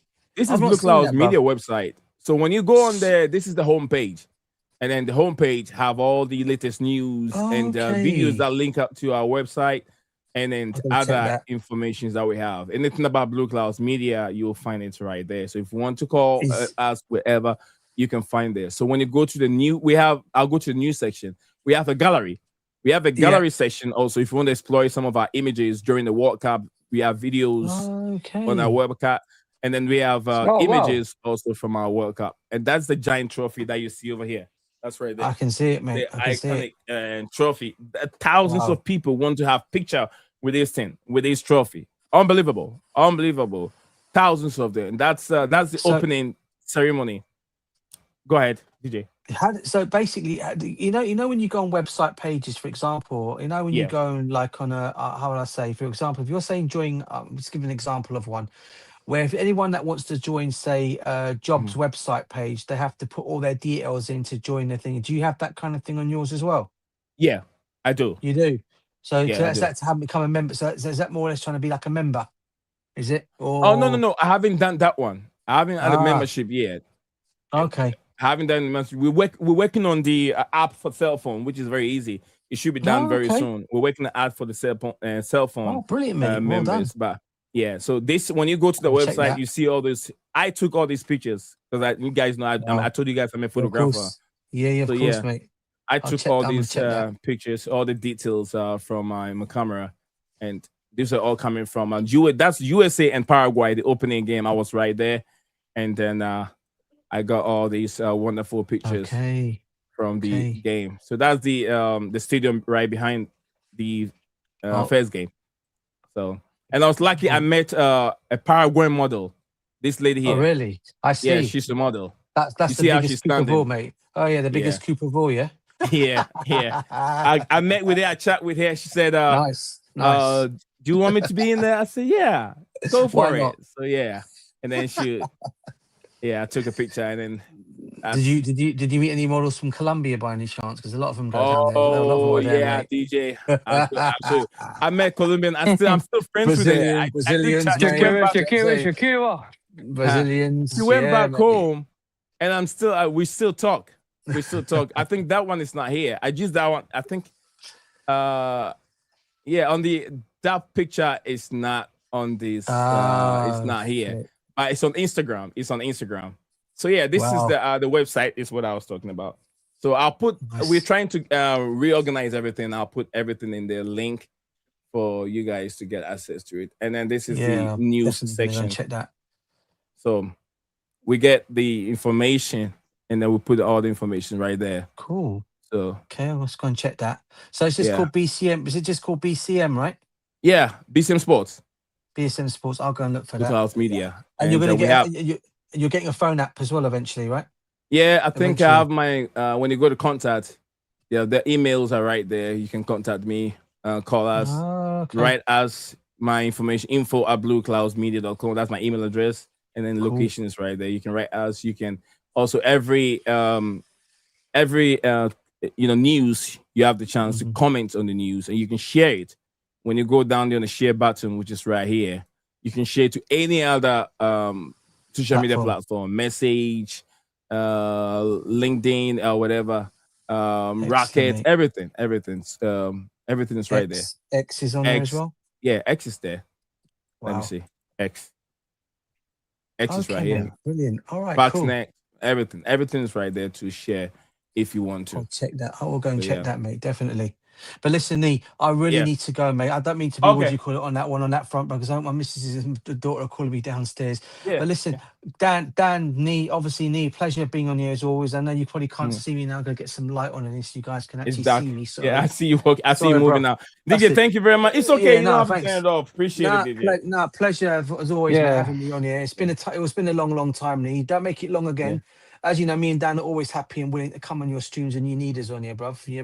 I'll call you guys probably Saturday later in the evening. I'll call you guys Saturday, 12 of you. I'll put you guys together.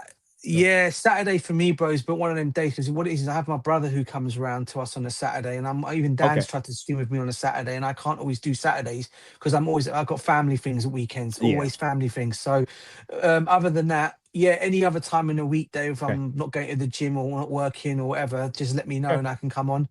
But it's thanks once again, Nate. It's been a pleasure coming back on the stream again with you, bro.